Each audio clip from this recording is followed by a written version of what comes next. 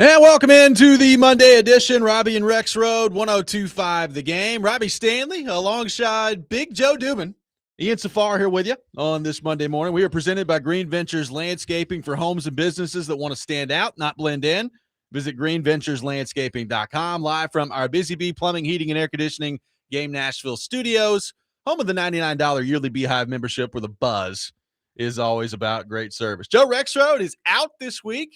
He is on vacation, and I am joined by my guy, Big Joe Dubin. Oh, it's good to be here, man. I'm excited to fill in. It's my favorite radio show. Listen every day at the gym. When I go there, I listen all the time to the show. So it's like sitting in today is like going to batting practice with Babe Ruth, right? I get to hang out with Babe Ruth today, man. Well, that's the greatest thing. Now he's completely oversold. I mean, it took him 2 minutes, and he's oversold. Not at all. And today we are boycotting Belgian waffles. Yes, we are. No Belgian waffles today. Zero. We were trying to determine if it made more sense to just boycott them or just eat them all. And I didn't eat any over the weekend, so I'm just going to go with boycott now. Yeah, I think we boycott it, and then we don't worry about it, and then we just kick their butt tonight and move on. And so I tell you, I told you before the show, I've bought in. I've bought into the hype. I've bought into the World Cup. I guess it's the finality of it, which I like. Like I watched the Argentina and Cape Verde game the other night, which was great. Last night, England and Mexico was fantastic. Yep. And I think it is the finality. Like if you lose, you're done. And this is every country's dream. And it's just kind of cool that way. Now, am I going to go to Nashville SC games in September? Probably not. But I don't begrudge if you do whatever. But I've bought in for right now. Yeah. No, I'm excited for tonight's game. I really am. And we'll get into moves that have been made on that front here in just a few minutes. But everybody's fine. I mean, people are texting in before the show about tonight's game, so it's going to be awesome. Ian, how we doing? What's going on? Good morning. A little tired today, as Big Joe mentioned. Late one last night. Right, yeah. Mexico, England. It's good to put a voice with a face. You're a handsome guy, Ian. Oh, thank you, Joe. Good to see you. You're the sobering yin to the raging yang of Joe Rexrode, and I love it. But it was a late one, but it was a fun match. All of them have been good. Right, yeah. Even the Norway and Brazil match before. Yeah. What stones, though, to walk into Mexico's stadium, and then beat them last night 3-2, which was really cool. Yeah, absolutely. No, it's I was looking forward to that game. I know people on both sides of that are like friends of mine that are, from Mexico, from Britain, and they're actually like in our friend group together. The group chat was interesting last night. A lot of trash talk going on. Was it civil or was it kind of? It was civil to a point, and then it kind of devolved a little bit, but it was entertaining. Right. Well, we got Nick Frazier's coming in at 7:30. It'll be 7:30. He hates England. He really hates England because he says England people convinced themselves they invented soccer, and they've won one World Cup like in 1966, and he hates England. Okay. And I was like, so they're like the Toronto Maple Leafs in hockey. Kind of, yeah, right. So when he comes in, we'll grill him on it. But that dude's knowledge of all these players and all the rules and the history of the World Cup is unbelievable. So it's anything you need to know, ask him. Yep, we got Gentry Estes at 7:00. Nick will be with us at 7:30. We'll get into the World Cup with him. Cory Curtis at 8:00 on the show today. What did you make of all the Travis Kelce, Taylor Swift wedding coverage over the weekend? As somebody who's been in TV, I'm interested to get your thoughts on it. It's funny, all the people. So I did an AI picture of chasing myself at the wedding, right? Half the people believe we were there at the wedding, right? So you could tell it's AI. It says AI on the picture. It was, how should I say this? It was, in a way, not expected the coverage that went on that way, because working in TV, everybody wanted to be a red carpet reporter. Nobody wanted to go do investigative. Yeah. Phil Williams and Jeremy Finley are the only ones doing investigative reporters in our town. The rest want to be red carpet reporters.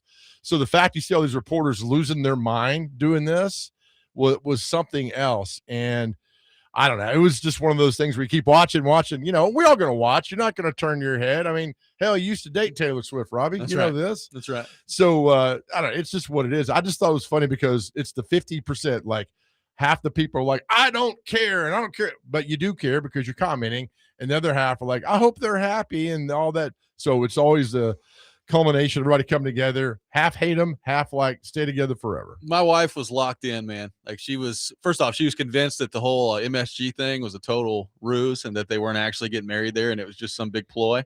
Turns out they were. Turns out they were there. Like there was all these people getting, like Vrabel got photographed there. He was apparently there at the wedding. Did you see him leave the hotel? Yeah, I did.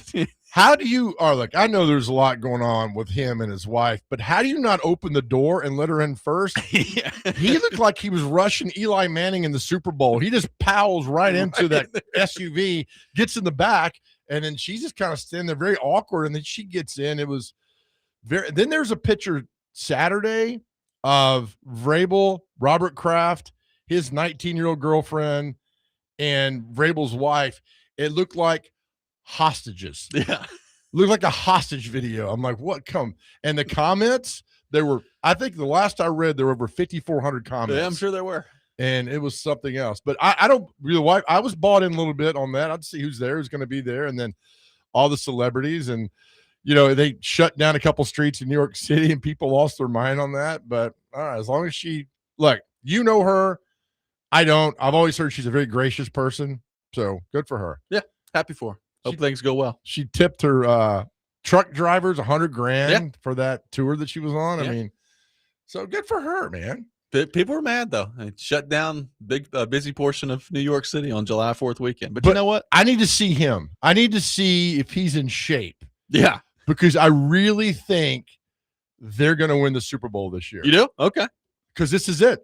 This is definitely it. Everybody's bought in. I need to know if he's in shape and ready to go. And because last 2 years, he didn't look like the Travis Kelce that got knocked out by Jonathan Cyprien back in 2017. He did not. So I just think the Chiefs are going to be the team to beat this year because this is it. This is the last rodeo for them, and we'll see what happens. How did we all enjoy the weekend? Do you go to the fireworks show? Like, Never. Did you see? You would have to pay me to go down there. A large, substantial amount of money. The interviewed someone on TV who got there at 1, who's already in line, and so the fireworks are at 9:30. You're going to stand there for 8 hours. In that time, I could be in Panama City. Weather. Yeah, I'm not doing that at all. I'm not going to do it. That used to be a thing. Like whenever there's a big thing happening downtown or on Broadway or something, right. Like, I'm 21, 22, 23 years old. I'd love to go down there. When you get into your 30s, like to me, I mean, it gets progressively worse every year. Like to me, if you don't have a parking lot, I'm not going. Like if there's nowhere for me to park my car, I ain't going. Absolutely. I ain't doing it. And I was telling my brother, I was like, I'd go down there if I could have 3rd floor balcony downtown, not be around people, and then be able to leave immediately. I'm there, but that's not happening down there, man. Not at all. So good for them. I watched it coming back from Portland. Watched it on Broadway Parkway. See it just fine. I mean, I saw a little bit of the TV coverage of it. I mean, it looked great. It looks awesome. I have no interest in going down there and battling. No, not at all. And we talked before the show about fireworks now. When I was in the 80s, grew up in the 80s, you had M80s, like firecrackers, and they were loud and they were fun. But now I really think with the fireworks now, we could bomb another country. I'm not kidding you. I told you my brother had this tube. You drop a shell down there, it fires up about 300 feet in the air and explodes and lit up like all of Portland the other night. It's crazy, man. My dog was not having it the other night. Just not a fan of Did you the put fireworks. Headphones on it? No, I've seen those. I'm not convinced that my dog wouldn't rip my face off if I tried that. Putting headphones on. It's not good. What kind of dog do you got? Oh, we got a Chiweenie. She's 12 pounds. Oh, they're the worst. Yeah. She just was not a fan of it. Yeah. So what did she do? Did you basically she walked into the bathroom and hid under the toilet. That's just where she was all the time. So I went in there and checked on her every now and then. But she fine? Yeah, she's fine. Good. She's what, neighbors blowing things up left neighbors, and right? I mean, every neighbor, all of them. It was all around. What about the Stanleys? We did not this year. We've done it before. This year, I mean, the 3-year-old, not a huge fan of the fireworks yet. Right. So we just kind of avoid it. We watched the neighbors this year. Good. That's what that's fine like that. But here's the deal. It doesn't stop. No. Like 1, they were doing 2, it last night. 3 in the morning. Yeah, it'll be. I mean, I'm sure it'll happen for the next week. Right. Where it's goes out on there. and on, man. So I don't know, man. I did watch. I'm a big fan of The Patriot, the movie with Mel Gibson. Heck yeah, it was on. It was on everywhere this weekend. I think I watched it like 3 times. It's just, it takes me back. It's one of the movies. We used to have a portable DVD player where I'd sit there on the dining room table and just turn on The Patriot. It's like age 13 as people just shooting each other on this stuff. Right. And I'd watch it all the time. You know what I take away from that movie? Because I'm a huge Mel Gibson fan. I love Mel Gibson. When I'm watching that movie, like the Minutemen and the British are just like walking at each other. Oh yeah. There's no like sniper looping around to get. They're like, I'm like, how are we so stupid back then? I've thought about that before. Like, did we used to fight wars this way, where you I just guess line so. up and shoot each other? Would you do that? No. I'm not doing that. No. I'm looping around. Little guerrilla warfare. I'm getting in a tree and shooting down. Yeah. I think that's what the Patriot had, that where part of that movie is where the strategy, the character of Mel Gibson, the Patriots, is made up of like 7 different people, Yes. right? So the one thing where they loop around and get behind the British and they catch him in a crossfire and kill him and all that I was like, okay, I get how warfare has moved on, but that's a very good movie. It is. We're off and running on Robby and Rexrode today. We'll take your thoughts at 615-737-1025. It is USA and Belgium coming up tonight in the round of 16. We'll take your thoughts on that. Robby and Rexrode, 1025 The Game.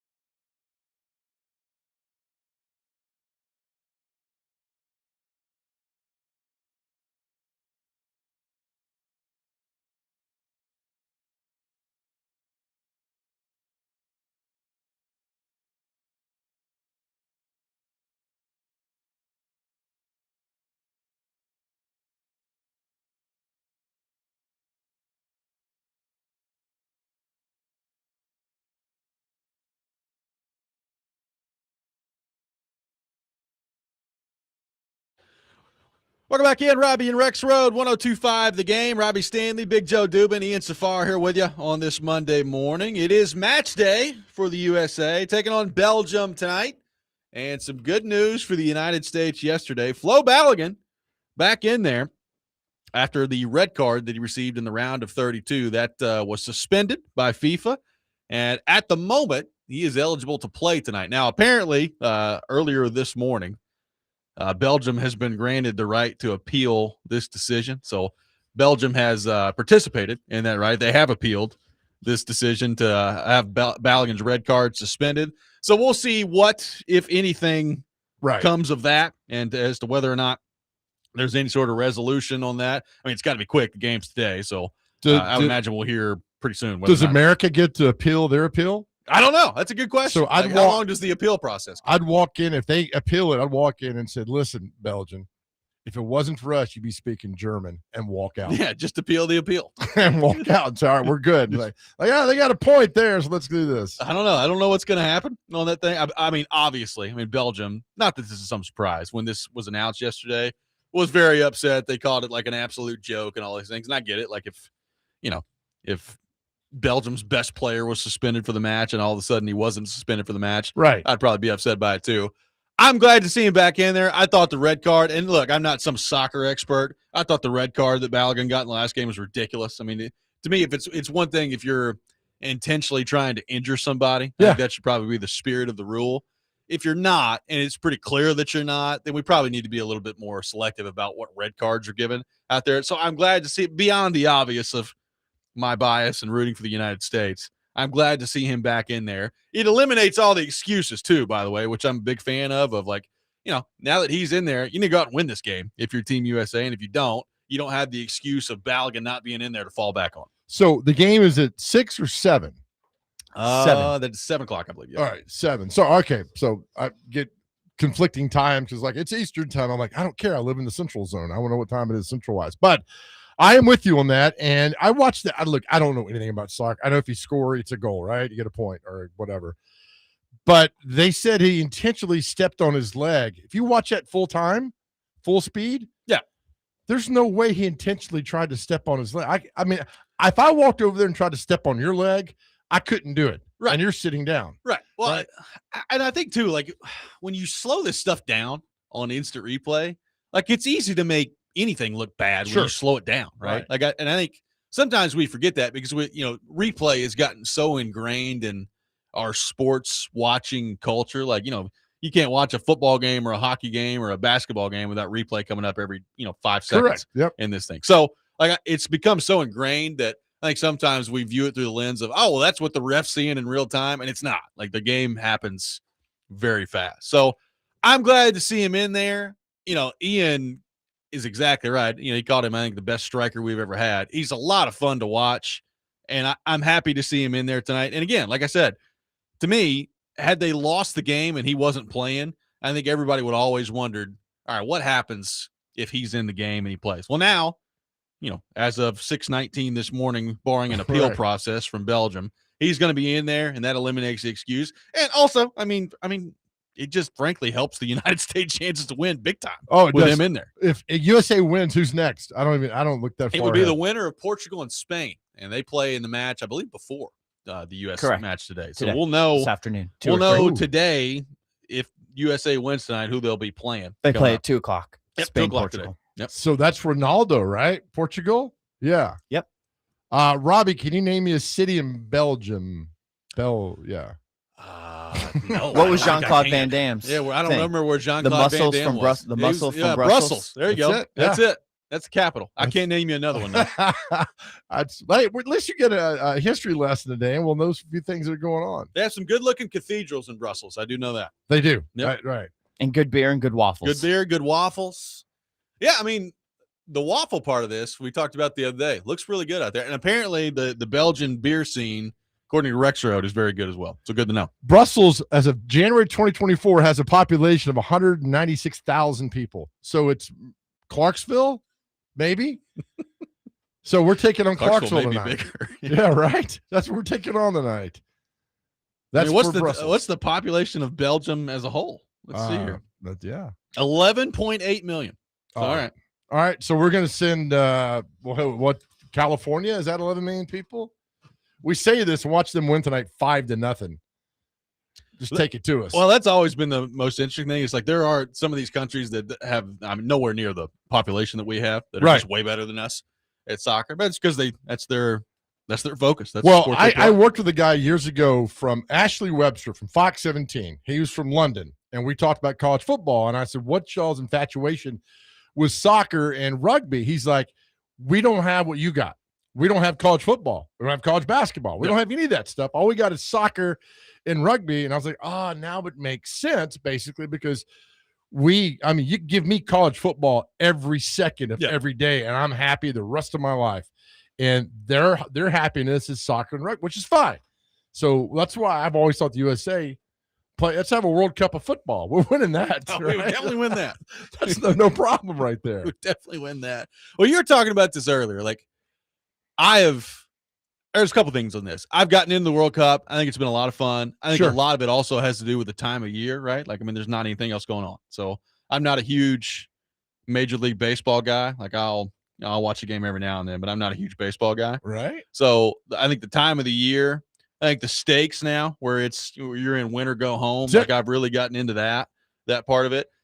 And I'm with you. Like, I don't know that this is going to make me some big MLS watcher or anything like that. Like, I don't know that I'm buying season tickets to Nashville SC because of the World Cup, but I also don't think there's anything wrong with that. Like, I don't think there's anything wrong with people just looking at it and saying, you know what, I really like the World Cup and I'm going to root for the United States as hard as I can root for them in the World Cup. And then, soccer beyond that, maybe not the biggest thing that's going to be in my sporting life. Right. But when the World Cup comes back around, I can guarantee you this, I'll be more excited about the World Cup coming back around in 4 years because of this tournament, because it's been a lot of fun to watch. I don't think there's anything wrong with it. I agree with you 100%. Like, I've watched the game Friday of Argentina, Cape Verde. I watched last night's game, watched USA game last week. I watch all these games, but here's my thing. If the USA loses tonight, I'm done. I would agree. I'm done. And I do this. I told Chase and Nick this. I said, I'm a huge Nashville Predator fan. I love the Nashville Predators, but when they're done, I'm done. Right. I didn't watch a single second. You're not breaking down hockey. the Vegas and Carolina series? Don't care. Didn't watch a second. But if the Preds are in it, I'm watching every game all the time. If they're not, and that is like tonight, if USA loses, great. Y'all have fun. It's great. It's been fun, but I'm out. But that doesn't begrudge you if you want to do anything or watch soccer. I'm fine with that. I'm just as happy watching Division II North Alabama take on Delta State in football as I am anything else. Yeah, I do wonder from a general United States fan population here. Clearly, if you look around the country, this has been very exciting. People are really into it. Like, people are filling up sports bars and watching the games and all those things. Like, I do wonder what sort of an impact it'll have on, our kids going to be playing soccer because of this? Like, or is somebody going to want to be the next Balogun or the next, Christian Pulisic, who otherwise would have played something else? Maybe. Like, I would have to think that that's going to happen to some degree out of this. I think, especially if they could win a couple more games and it gets even deeper. You're going to see people really just go nuts about this stuff. Well, I get asked all the time, what happens? Because if you go out to soccer fields around Middleton, they're packed, right? Yeah. Packed. Like, what happens? Where does it fall off, right? Why does it not keep going higher and get to the level of maybe of what 10% of what football is? And then you go, so there's somewhere between they're 14, 15, 16, it all drops off. And then there's really, really good and there's average when I see high school soccer and things like that. So I don't know where the disparity is, but if you go to any soccer field around Middle Tennessee tonight, well, anytime, not tonight maybe, but it's packed. It's absolutely packed. It is. And I think some of that, it's also we were talking about this a couple weeks ago. Like, if you want to play hockey and you're a kid, that's a pretty big financial investment for your family. Like, it's not cheap, right, to play hockey. And it's gotten better. Like, there's more ice available, and we're getting more ice seemingly every year around here with the way that the plans are laying out. But hockey's an expensive sport. If you want to go out there and play football in your backyard or soccer, you basically just need a ball. That's it, right? A ball and a goal. Yep. And grab a couple kids in the neighborhood and you're good to go. You know, anything that you play can get expensive if you start getting into like travel soccer and travel baseball and all those things. So like, you know, I'm not saying that it's totally inexpensive, but it's certainly more inexpensive than other sporting options that are out there. Yeah, I mean, if you're travel hockey, you got hotel, you got gas, Equipment. you got equipment. I mean, it's just nonstop things. But look, if it makes you happy, go do it. You'll find a way to do it. Just go do it. Neil says, World Cup has been fun. I'm not sure I can get into soccer. I can't tell you what a penalty is or how somebody gets a yellow card. The causes have been all over the board. That's a good point. And every time, I know we talked about this before, but the flopping, man, just every time that somebody collide, they're down. And then 2 minutes later, they're back up. Last night, the Mexico goalkeeper got hit pretty hard, allegedly, and I thought he was dead. And a minute later, he's Lazarus, right? I mean, he's back up. I mean, he's walking around with no injury. Nothing happened to him. I was like, just a minute ago, you were out of everything. And so that bugs me. All right. There's nothing I can do about that. And I get it. You know, I'm sure if I got hit pretty hard, I'd fall down, something like that. But it's just all the time, man. Constantly. A lot of stuff. 615-737-1025, our phone number. More of your thoughts to get to on our phone and text lines, driven by WilsonCountyHyundai.com. Gentry Estes from the Tennessean coming up at 7. All that ahead. Robby and Rexrode, 1025 The Game.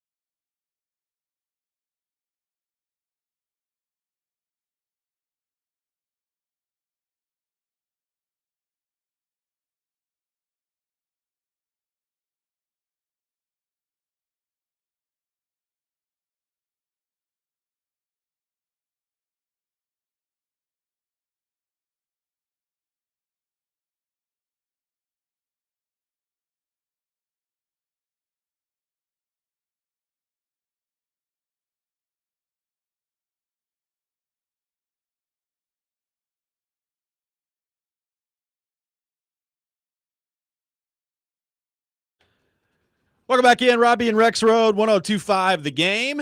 Big Joe Dubin with me this morning on the program, taking your thoughts at 615-737-1025.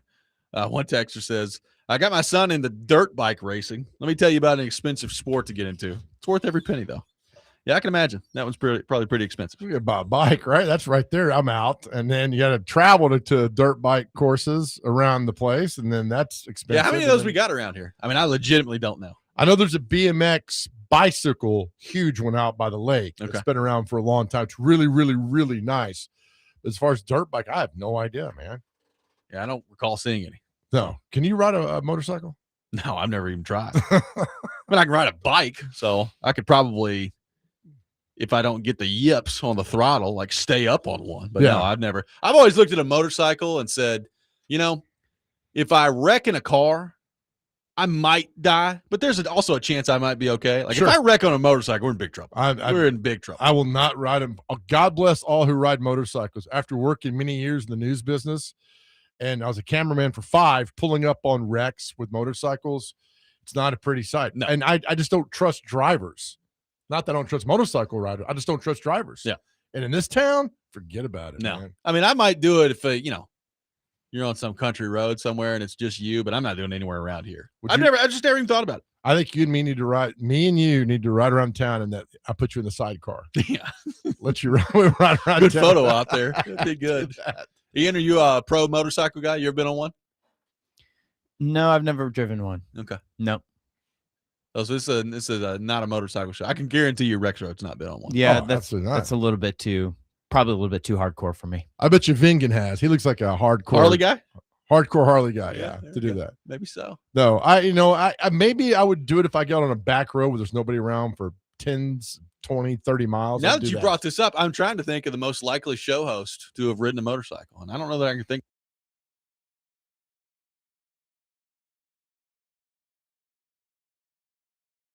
Of course not. Yeah. Chase can barely stand up.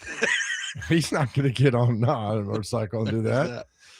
Floyd on the YouTube chat says, if medical personnel have to come onto the pitch, the so-called injured player should have to leave the field for 5 minutes. Period. Easily. Yeah. Isn't that like the Lane Kiffin rule in college football? Yeah. Maybe like you're for faking injuries out there. Yeah. You got to get out. Yeah. What's the rule now? Once the ball's been marked, you can't. Are you talking about college football? Yeah, you can't fake the injury. Yeah, I think if you fake it after the ball has been marked, it's like a 15-yard penalty. Or it's Okay. supposed to be. Now, they didn't always call that last year. So now you Supposed just fall down after the play is Yeah. done. Just fall down immediately. Yeah. And that I don't think Kiffin doing that in 21 up in Knoxville with against Heupel's first year up there. I mean, Yeah. It was every single play. Guys falling down, and there was no rule for it. And Well, that's the thing. It became like unwatchable. Right. Because anytime you had one of those tempo offenses, that's what somebody would do. Yeah.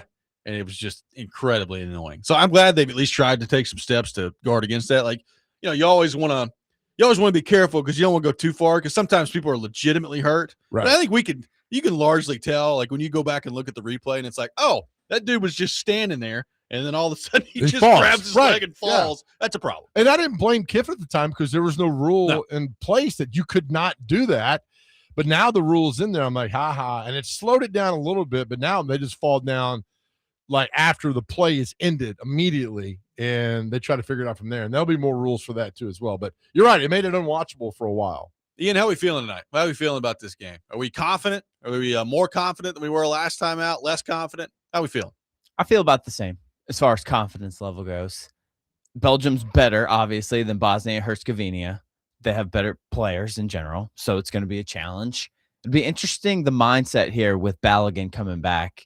Is there any nerves here? As you said, the excuse is kind of out the window. Yeah. Everyone's expecting them to probably play really well now. Knockout stage is always the next level. I mean, they looked really good against Bosnia and Herzegovina, but, they weren't much of a challenge offensively. No. Belgium, on the other hand, has got some dudes who can score. Well, the margin for error in this sport is just so small. Yeah. I mean, at least they have the home field, home pitch advantage there. That will be helpful. Huge. I mean, 72,000 tonight in Seattle for all that. So that'll be obviously, didn't go great for Mexico last night, but you could tell that was part of the, hype to keep them in it. Yep. They were in it the whole way because of it. And so, right. I am nervous, of course. At this point, it's going to be tough to win any of these games because all these guys are legit, all these teams at this point. So, I'm feeling okay. I think they're going to play well. Whether or not they win, I don't have a great feel on that. 2-1, United States. I think Ian's got more soccer knowledge that he's not willing to share. Oh, I don't know a lot of the specifics He's our soccer expert about the on the players. show. I don't know much about a lot of the international rosters and all that kind of stuff. Do you know who the coach of America is? The Pochettino? Pochettino. Yeah. I thought it was Amerigo Vespucci. I didn't know. Giorgio Armani. The dude threw out the first pitch at the Mariners game tonight and threw a strike, man. Hey, put it right down the middle. Not bad for a European. I mean, Or I guess he's South American. You're throwing strikes and then you're singing, Take Me Home Country Roads out there. It's good stuff, man. Unbelievable. Where is he from? South America? I think he's from Argentina. Argentina. Okay. Yeah. I believe that is correct. That's look, win tonight, move on. I think, do they all go to New York if they win, or is that the final match? Final. Okay. All right. Because I know England and Argentina. No, who does England play next? They play in Miami Saturday. Miami, Netherlands. and their games in Or Boston. Norway. Norway. Yeah. What's the difference? Between the Netherlands and Norway? I need to know this, and I don't know this. Well, they're different countries. Are they? Yeah. What's the city in the Netherlands? Is that That's Amsterdam. Yeah, Amsterdam. Amsterdam? The Dutch. Yeah. Yeah. And then Norway is, more like the Okay. Scandinavian Vikings. All right. Oslo. Oslo. There we go. And that where Pekarine's from? Where He's from Finland. Somewhere over there, right? But Great Norwegian goaltender. Norway does have that guy from Manchester City, Holland. With the Erling ponytail? Holland, yeah. That dude's badass. Yeah, he is. I mean, he is something to watch. He reminds me of the character from Ghostbusters 2. Yeah. Vigi. Yeah, right. Oh, man. That's good stuff. That's good stuff. I'm saying 2-1. man. 2-1 is the final tonight. Really? I'm feeling good. I feel confident. 2-1. My confidence doesn't mean anything, though. Okay. Well, I'm going to go. I say we lose. See, I'm always wrong. So I'll say America loses 2-1. Well, that makes me feel better. Yeah. I'm like 80% wrong all the time. The last time I was correct, I don't remember. I really don't. Maybe when I said Callahan sucked as a football coach. You nailed that one. I think that was pretty good. That was there. I do have the honor of asking Callahan the last question in the media before he got fired out in Vegas. I asked him, You do. I said, what's the difference between being frustrated and being discouraged about your football team? He gave a long answer, and that was it. And then the next day he was fired. He was gone. Pour one out for Brian Callahan, I'll Gosh, tell you what a rough time that was. terrible. Good grief. Terrible. I mean, that was just bad. And he was bad from the beginning. I mean, now he's landed with the Giants. He's the quarterback coach there. I believe that's correct. Yep.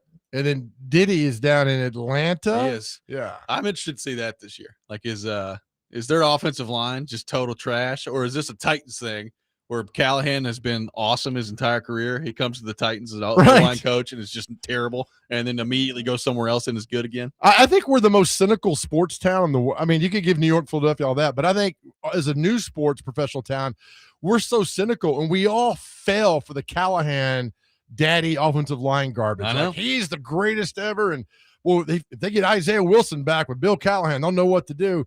And they got worse. I'm like, how does this happen? We all fell for this. And what does he do? We all fell for this nonsense. So I don't know what I'm trying not to do it again, though. Like, everybody's all excited about Saleh, and I get it. Like, I'd be excited about anything that's not Brian Callahan. Yes, right. I made the point. His record is what it is. I know he's with the Jets, so I've got an open mind that he can be better. Right. And my thing is the Jets owner's the worst owner, I think, in Maybe all in sports. Yeah. I mean, terrible. Did you hear the story about how Aaron Glenn flew to Tampa, was going to interview somebody for the defensive coordinator job, and he had to get a clearance from the owner. He calls the owner. Owner says, hey, what was your job before you got here? And he's like, well, I was defensive coordinator for the Lions. He's like, yeah, why don't you call the plays? And they didn't hire the defensive coordinator for Tampa. Exactly. So now he's like, okay. Oh, and thanks. so, yeah, right.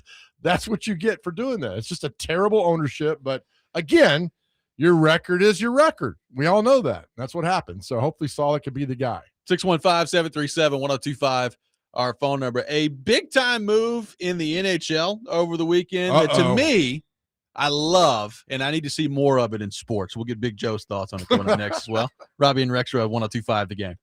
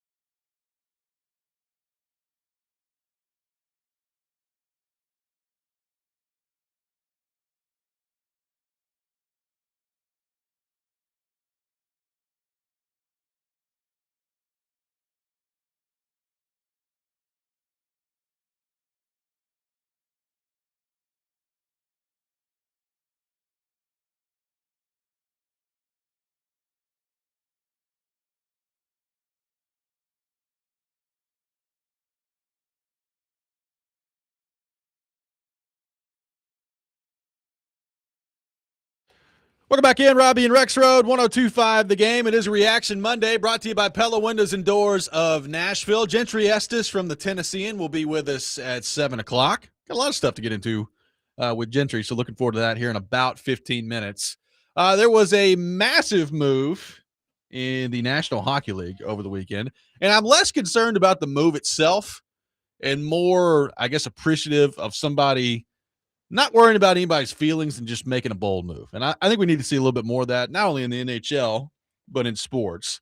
But it's not the first time we've seen this team do this. So Philadelphia signed Leo Carlsson of the Anaheim Ducks to an offer sheet. So Anaheim's got some time to sit here and figure out whether or not they're going to match it, but it's a 5-year deal with a value of $18 million per year. I was looking at some projected like contract values for Leo Carlsson in Anaheim. And really what I ran across was like, a similar length of term for like 12 or 13 million per year. So the cap's going up, and that was kind of what the deal was going to look like. And I think that's what Anaheim was trying to get him locked down. Well, Philadelphia signed him to 5 years at $18 million per year, a very aggressive offer there. If you remember, back to 2012, Philadelphia did a very similar thing to Shea Weber. They signed Shea Weber to a 14-year deal, which was allowed at the time, $110 million. And the Predators had to make the decision as to whether or not they were going to match it. Ultimately, they did. And Shea Weber, played the next few years for the Predators at a high level and then was traded to Montreal. Thought about that this weekend. Yeah. The Shea Weber, we talked about it. The Shea Weber contract officially expired. And the Flyers were like, oh, yeah? One offer sheet expired? Yeah. Guess what? Another one. Well, here's another one for you. So I love I have no idea what Anaheim's going to do. I think Anaheim needs to match it. We'll see whether or not they do. But beyond like the deal itself, one of the things we hear all the time in the NHL, and Barry Trotz has actually talked about this before, other people around the league have talked about this. You just don't see a whole lot of offer sheets because I think people are like afraid of hurting general managers, like other GMs' feelings in the league. They're like, we wouldn't want an offer sheet done to us. So you just don't see it happen very often. And a lot of times it's because if you sign somebody to an offer sheet, number one, if you sign it, you better be prepared to pay it because there's a chance that it may go through. And number two, a lot of times if you sign these guys to an offer sheet, well, then the team just matches it and you don't end up getting the player anyway. So you don't see it happen a lot.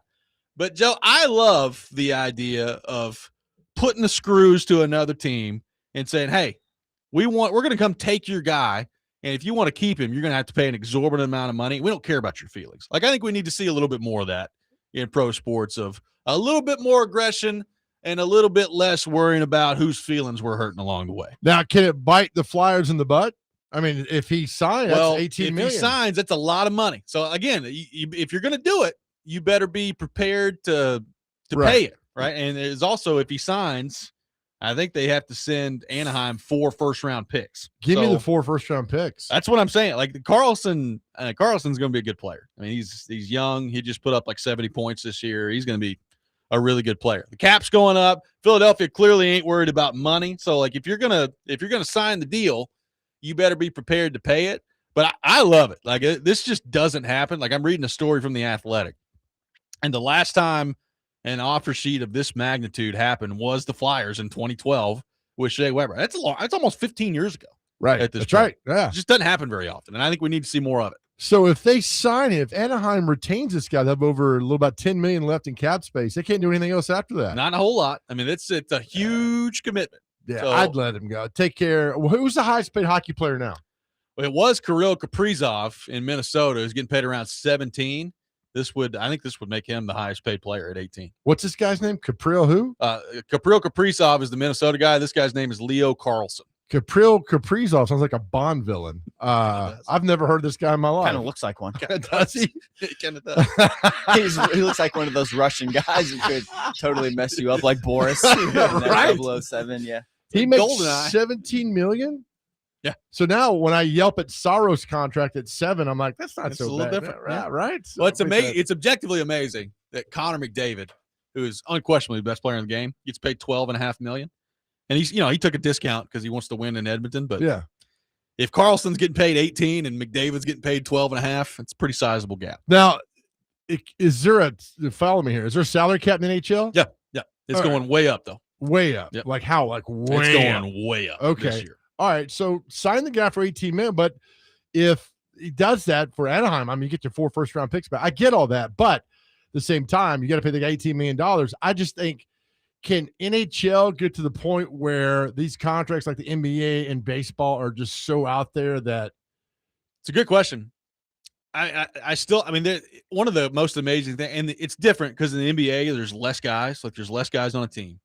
But for a long time, like some of the mid-level guys at the NBA who like your casual fan maybe even hasn't heard of, right, are getting paid just millions. Yeah. And you look at it's like, wow, that dude in the NBA who nobody's heard of is getting paid more than Connor McDavid in the NHL. Like, how does that happen? Right. Like I love Luke Cornett. Obviously, Yeah. I worked with his mom over at Channel 4. He's got a 4-year, $40 million contract. Yeah. He makes $10 million a year. Exactly. Nobody bats an eye at that. Exactly. I mean, it's just what it is in the NBA. And that's in the NHL. Right. That's a heck of a contract. Jack right there. Nicholson made $65 million playing the Yeah. Joker in 1989 Batman. Yeah. Nobody whooped at that. No. But, I amazing. get it now because we're not used to seeing these numbers in the NHL.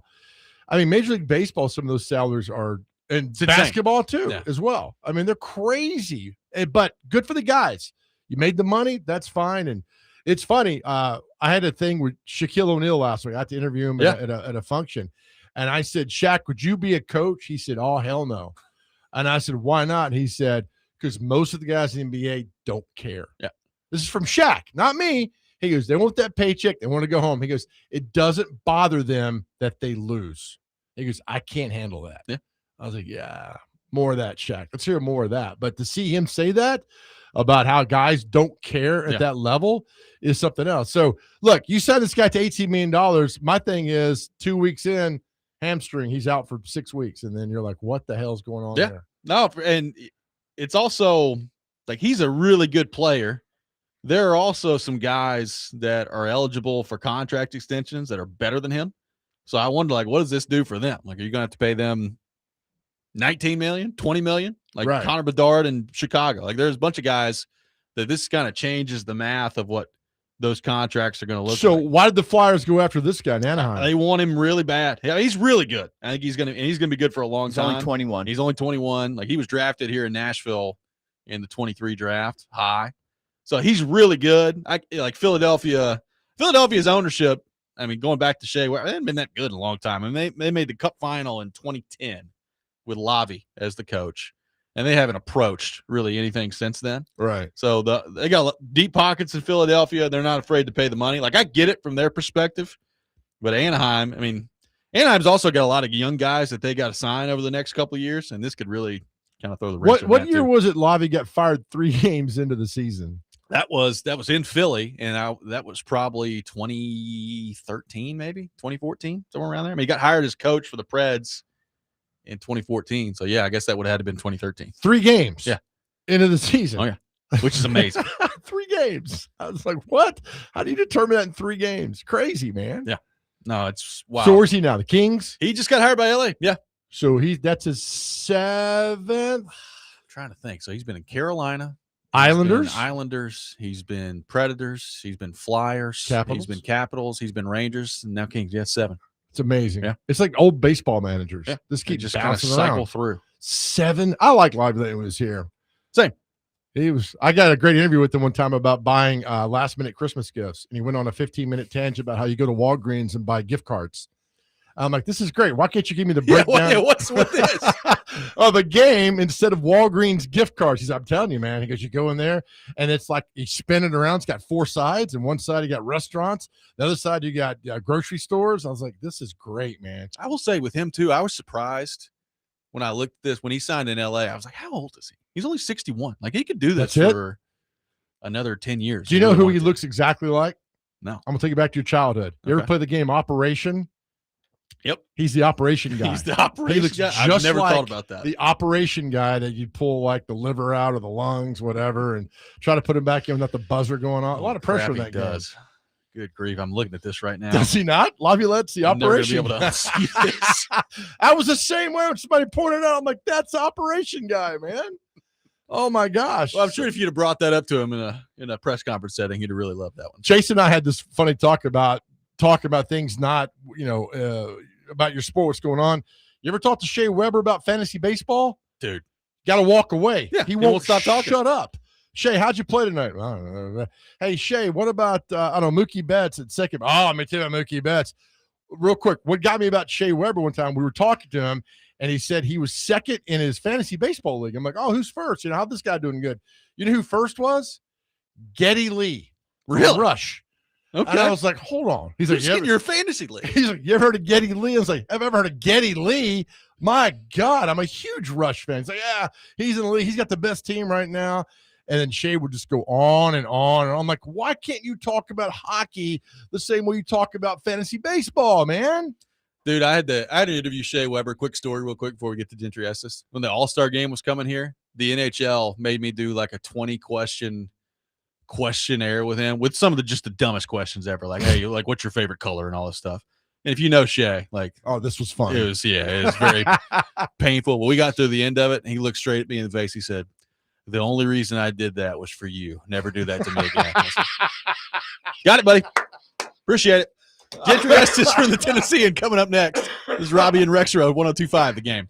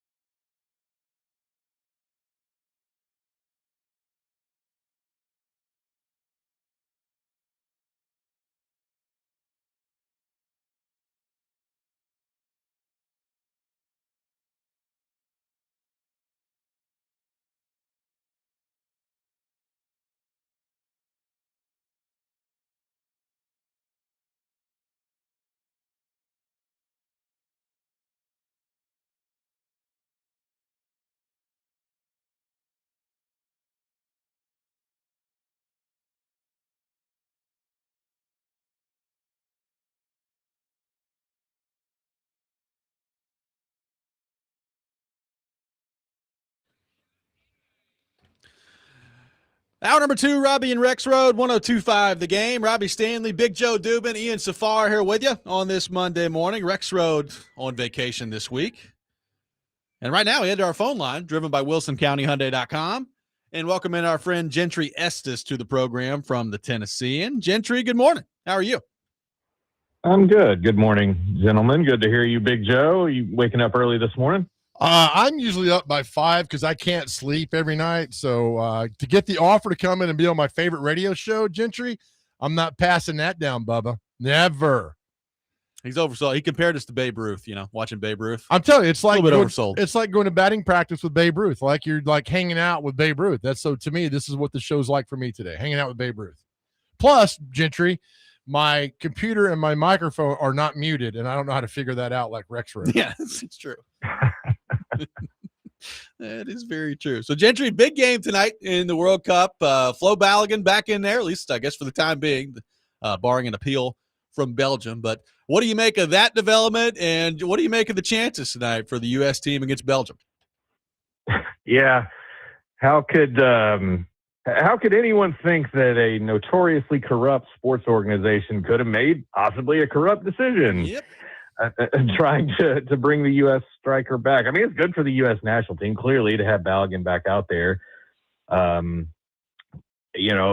Surprise, sure, just because FIFA had spent a couple of days telling the U.S., don't worry about appealing, you're not going to get him back, it's not going to happen. All of a sudden, poof, he's back. FIFA's going to FIFA, man, always. It just so happened in this particular instance that benefited the United States. So we'll see how it goes against Belgium. This is a winnable game for the U.S. I think it would have been a winnable game even without Balogun.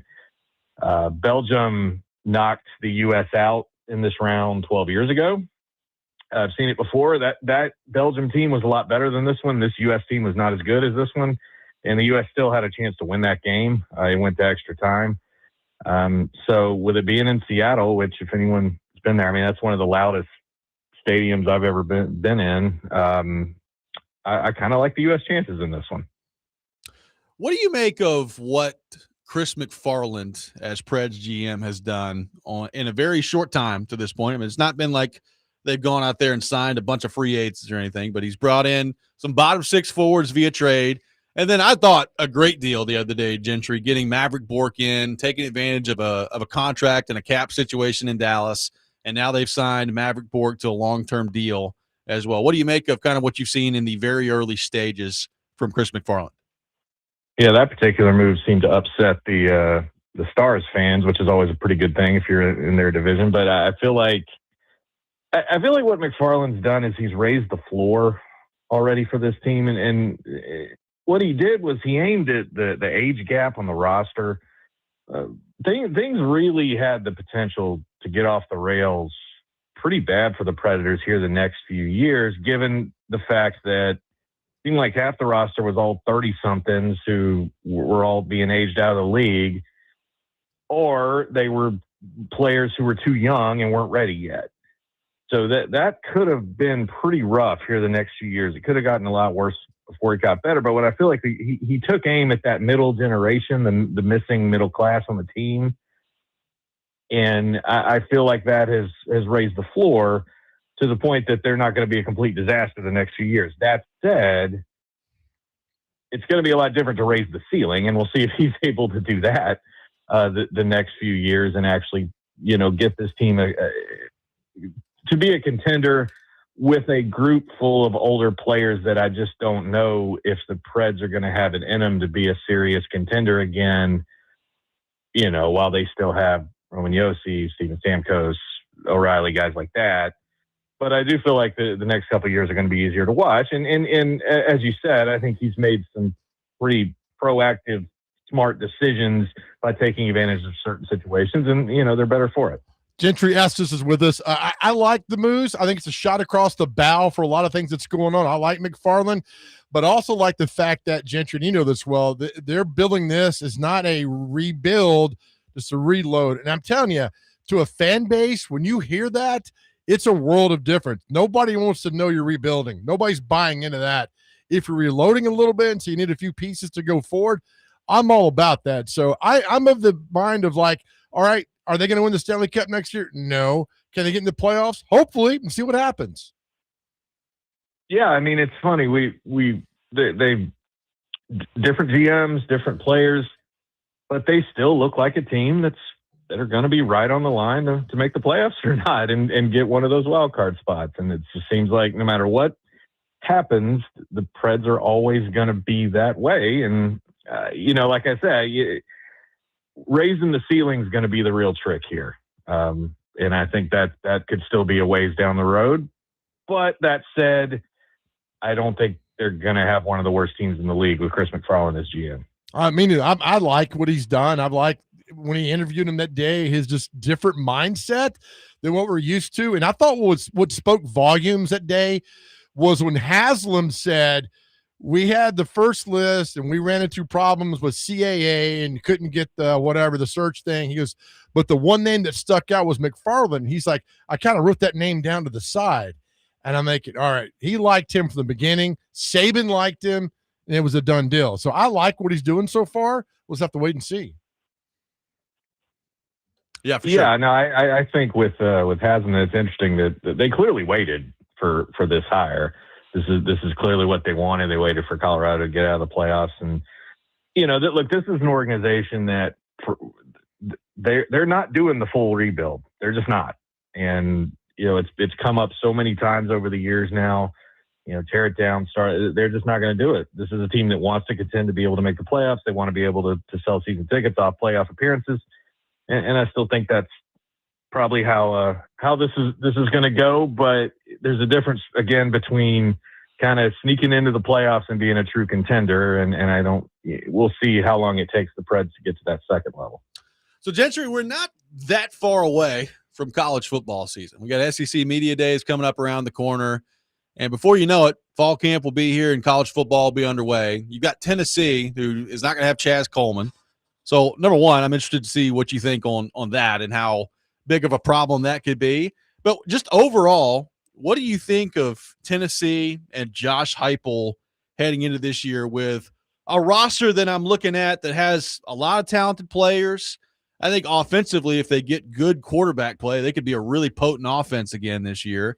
Defensively, I have no idea how they're going to get to the quarterback, even though they've changed up things with Jim Knowles coming in as DC. Like, I could see a lot of things happening with them, Gentry. Like, if they get really good quarterback play from one of these young guys, I mean, maybe they surprise people and go like 9-3, 10-2. I could also see where their schedule, if they don't get, if the young guys struggle a little bit, them being around 6-6 or 7-5. Like, I have no idea what to make of Tennessee heading into this year. What do you think? No, I think you bring up, I mean, obviously the quarterback's the big question and what they're going to do there, but it felt like all through spring ball, whenever we wanted to keep asking about the quarterbacks, it felt like they wanted to keep talking about the defense. And I felt like there was a lot of optimism on that side of the ball. Losing a guy like Coleman doesn't help. But I do feel like with the new DC, there was a lot of optimism coming out of the spring about Tennessee's improvement defensively. I believe one of the hardest jobs in the SEC to me is to be that defensive coordinator at Tennessee because of how they want to play offense. Is that the offensive structure with going the fast break pace, the time of possession gap? That's just something that whoever coaches defense at Tennessee is probably going to have to deal with. It's interesting to me that in Heupel's tenure, when Tennessee was their best, the team that lost at Ohio State in the playoffs, the playoff team, had the best numbers for time of possession out of any team he's had there. That offense was the slowest, in other words. They focused on running the ball and playing good defense, and that actually had the best results so far. Now, you would say 22 was a better team with the fast break offense, but his only playoff team was that way. So it's interesting to me with a new quarterback, are you still going to go as fast as what you want to? Because I feel like to help the defense, some of that might need to start on the offensive side of the ball, and that feeds into the fact that you have a new quarterback. How comfortable do you feel letting him operate at the pace that Heupel wants to operate? So I feel like it's a strange scenario with Tennessee because at some point it's all going to click, but one has something to do with the other, if that answer makes any sense at all, Robby. Yep. No, I'm with you. Listen, Gentry, what's funny, people are like, well, if Hypo goes 7-5, he's out of there. And my question coming back to people with that is, who are you going to get? Who out there right now is better than Josh Heupel, right? Who out there is better that's going to come in and do more things that, I mean, you could look everywhere and find somebody, but then you're starting over again. I mean, this now is going to this will be his 6th year in Knoxville, and it's a lot better than it was the previous 6 before that. And so people were quick like, well, I get him out of there. Who are you going to find? Who's out there that's better? And I always ask people that, and they cannot come back to me and tell me anybody out there who's as good or better than Josh Heupel. I think Heupel's done a good job, but I feel like in an NIL era, there's more of an upside for Tennessee in terms of just gathering talent. And when you look at Tennessee's roster, it's been this way for a few years now. There is a lot of talent, as Robby said, but still maybe not quite as much as some of the top teams in the league. And I don't know, as good a job as Heupel's done, it was a rough end to last season. You don't lose by multiple touchdowns in Neyland to Vanderbilt and have it go well. That's going to hurt your offseason. And I do feel like this is a big year for Heupel. He's got to get the quarterback decision right for a lot of reasons, but I feel like with his offense and what they want to do, you're going to have to pick the right guy, because whoever you don't pick is probably going to transfer, and then you're going to be stuck with this decision for a while. I do think the crucial game is that Texas game. I just think, and for some reason, it's an 11 o'clock game, which that's a whole nother segment we could talk about, which is asinine. But I think that game is massively huge for Heupel and the Tennessee program with who's coming in and what's happening that day. That could be a pivotal moment for Heupel. You win that game big time, I think things are really, really good. You lose that game big time, oh, man, who knows? I'm going to go on the fact that I hope they kick Texas's ass and they move forward from that game. It can be such a close call in that league. You wonder how much differently last season sets up for Heupel had Tennessee won that game against Georgia, which they probably should have won that game against Georgia. Yeah. And, there's with the SEC schedule and everything. I mean, there's going to be the games like that. And, Tennessee's going to have to take care of business a little better at Neyland Stadium. That was what got away from Heupel last year. They've been very difficult to deal with there on his watch until last season. And that's a trend he's got to stop. No doubt. All right, Gentry, you're my golf guy. I can't have you on here without talking about the British Open and Scotty Scheffler. Does he get it done next week? And if he doesn't, like if he goes through this whole season without winning a major, what do you think that does for the discussion around him? I don't think that it does much for the discussion, just because he's been runner-up in seemingly every tournament he's played in now for months. I watched that guy shoot a 62 to go win the gold medal when I was there. I mean, so he's got it in him. That said, I don't think I'd pick him to win the Open Championship this time. He's just not. Scheffler's can be frustrating when you watch him, because it's just, there are times he makes this game look easier than any other golfer. I mean, just fairway to green, just doing everything he wants to do, and then he'll miss a short putt, or he can't quite close the deal. And I mean, it's as close to golfing perfection as I think you're going to find. But those missed putts, it cost him a tournament a couple weeks ago. So I don't. It's hard to pick him in this. But I mean, how he went and won it last year, days after speaking for minutes on how this wasn't, golf wasn't defining him as a person, basically, and how the success doesn't was unfulfilling in some way, and then he went and won the tournament. So maybe he just needs to open up to the British media again. I'm looking forward to it. Hey, do you get? I know if you win the Masters, you get a 10-year exemption. Is it the same thing for the British Open? They've all got different rules. Because I hope there's a 30-year. I'd like to see John Daly in this British Open, because he won. Oh, well, he won it in '95. My bad, but still. I'd like to see John Daly golfing anytime we can. Gentry. Hell yeah! Nice. Go out the Old Hickory Country Club out there. You can find it. That's good stuff. Gentry, great stuff, man, as always. Appreciate you taking time to be with us, and we will talk to you soon, my friend. You bet. Take care, guys. Gentry Estes from the Tennessean, our guest here on the program. We'll react to what Gentry had to say coming to next, plus more on the Maverick Bork deal by the Predators that reminds me of some oldies, but some goodies that David Poyle threw out there. We'll get into that. Robby and Rexrode, 102.5 The Game.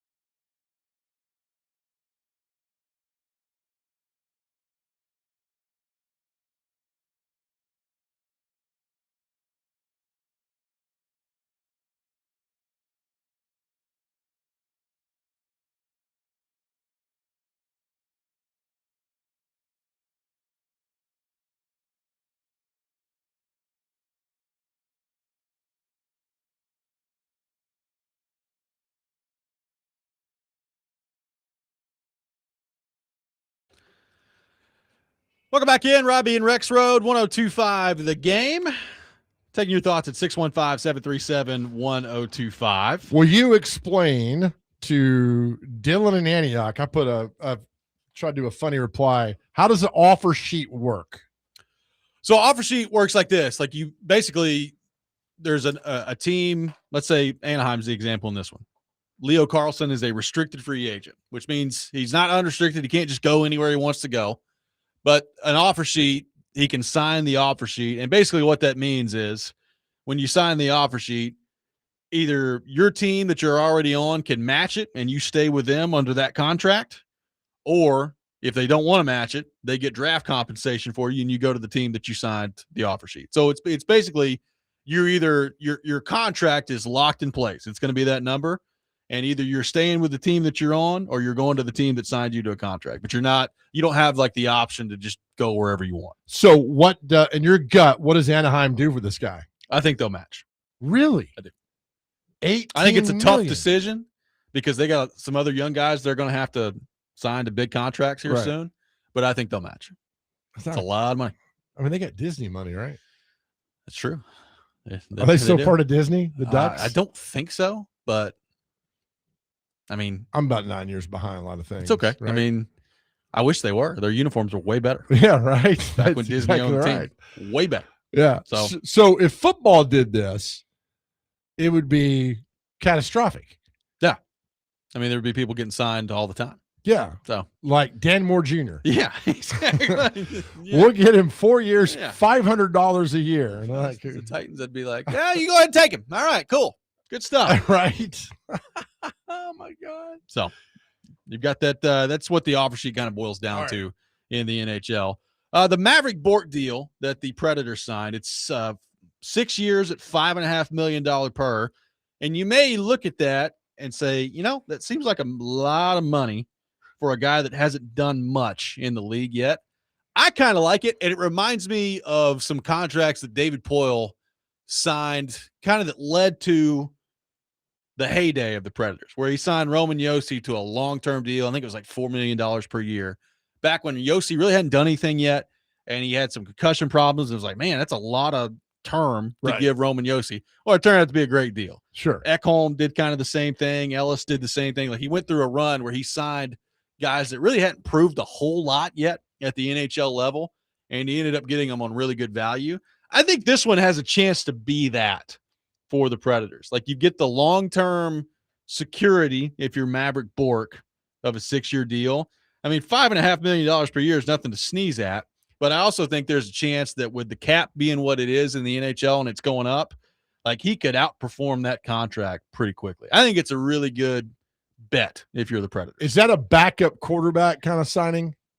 A little bit, yeah. Like you pay a little bit too much. Pay a little bit too much to secure that spot. Right. Yeah. Like and again, if he turns into what they think he can be, I think you're going to look in the next couple of years at that contract and you're going to say that's pretty good value for what he is now at this stage. I mean, I know you brought up Stars fans that are mad, and I'm with you. Anytime you can make Stars fans mad, that's good. Right. Like they saw that deal and they're like, you got to be kidding me. Like that's what they got him for the next 6 years. So they're very upset about it. Who was the one that Trotz traded to Pittsburgh for like a 4th rounder, and then they traded the guy for a 2nd rounder? That was Luke Shin. Yeah, a couple years ago. It didn't work out well. Right. It was like, what the hell is like going on? Immediately. Yeah. Like 2 days later. That's right. Yeah. They just flipped it. I asked Jim Diamond this one time. You might remember this. Who was the Preds player that they picked up and they were going to ship him off, but they wouldn't let him leave the locker room? He sat inside like a room. Yeah. He sat there and we tried to peek at him, and Kevin Wilson, no, you can't look in there. I'm like, does he have Ebola? Can we not just peek in and say hi to him? And they kept him in. And it wasn't Mark Belanger or Belanger. No. Because that guy came in and was shipped out like an hour later.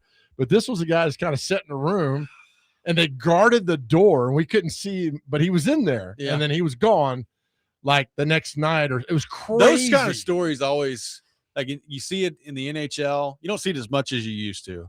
But you see it in baseball a lot too, where it's like, hey, you're getting traded, and you're getting traded to the team that's on the other side of the hallway over here. So just gather your stuff, walk across the hallway, and now, like, you're a member of the Miami Marlins Yeah, instead of the good luck Braves. on that. Have fun. See you later. Where's Bork? I mean, does he fit a second line guy? I think he's second line guy. I think he'll start next year on the second line. I think they want to put him at center, and then you'll kind of see where things go from there. But I think he's got a chance to be a pretty good second line player for them for a while. So right now, who's the first line? Right now.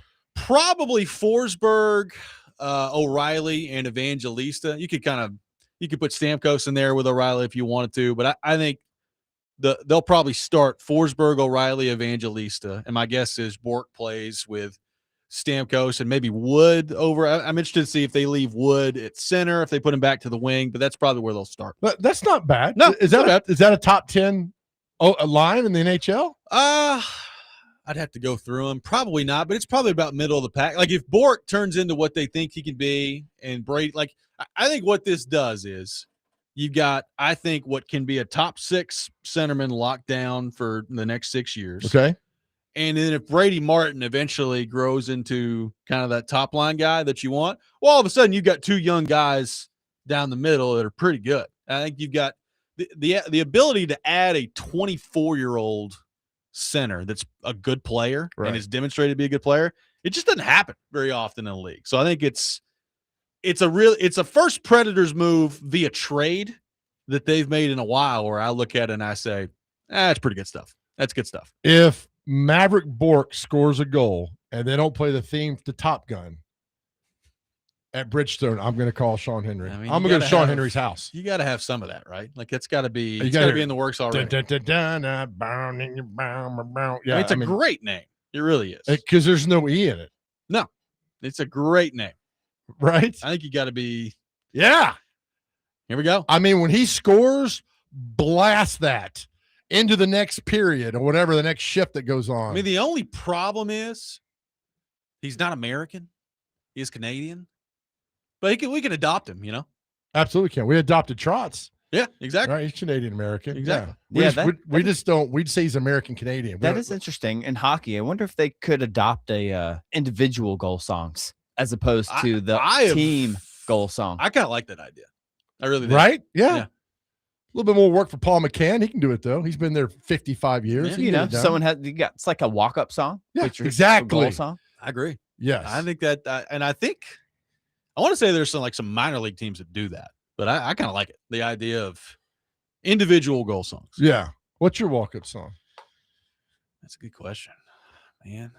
Maybe "Lonely Is the Night" by Billy Squier. That's a good one. Yeah. It's good stuff. It wouldn't be anything that's been made in the last 15 years. The same. I don't know any new music at all. Yeah. I'd probably go the Magnum PI theme. I can see that. Because that's just the greatest theme ever. I would do that. I can see that. Chase probably go Chariots of Fire. He's a little slow in the getting going. So one of those. Ian, what's yours? What would your walk-up That's a good song question. I have to think about that. I don't know.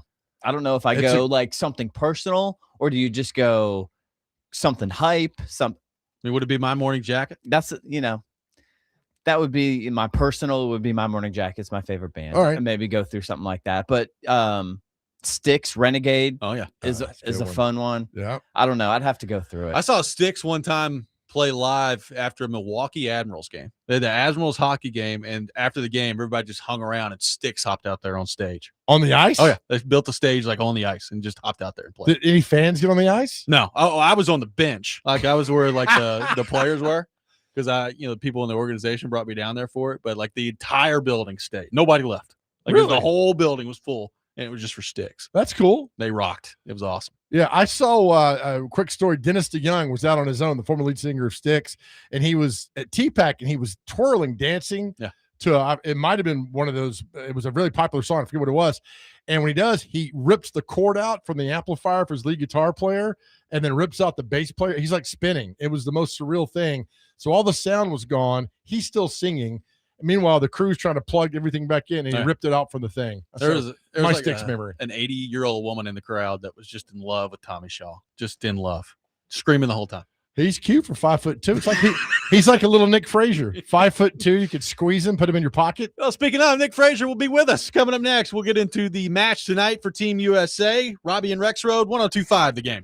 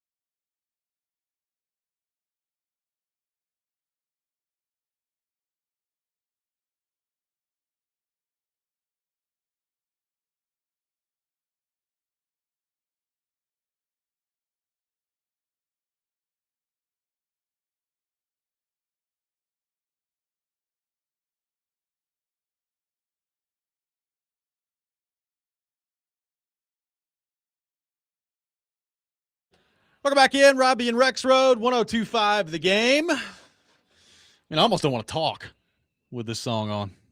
Then don't. I may not. We welcome in Nick Frazier to the program. Dr. Crane here with us. Nicholas, good morning. How are you? Good morning, Robert. Good to see you. Glad to be on the show. I appreciate the invitation. It's good to have you with us. Obviously, we talked about this to begin the show. Very exciting times right now for the World Cup and Team USA. Balogun looks like he's going to be back in there tonight. The Belgians have appealed, so we'll see what that looks like. They have until 5 p.m. They got until 5 p.m., so that could be cutting it pretty close when it comes to that decision tonight. But I'll start it with a very simple question. From your trained eye on this, the differences between having him available, not having him available, and what that allows the United States to do on the attack if he's in there tonight. It's huge. I mean, now the United States does not have to question their decision of who they're going to put up top.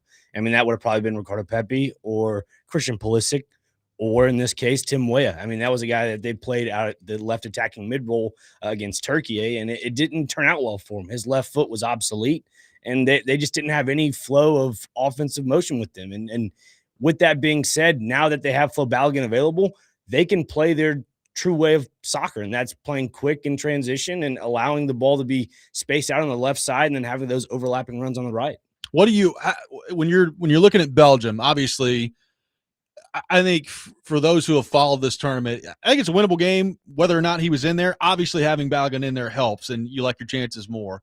What do you think of the matchup itself tonight for USA against Belgium, and how equipped are they from a matchup standpoint to go out there and get it done tonight? Move on.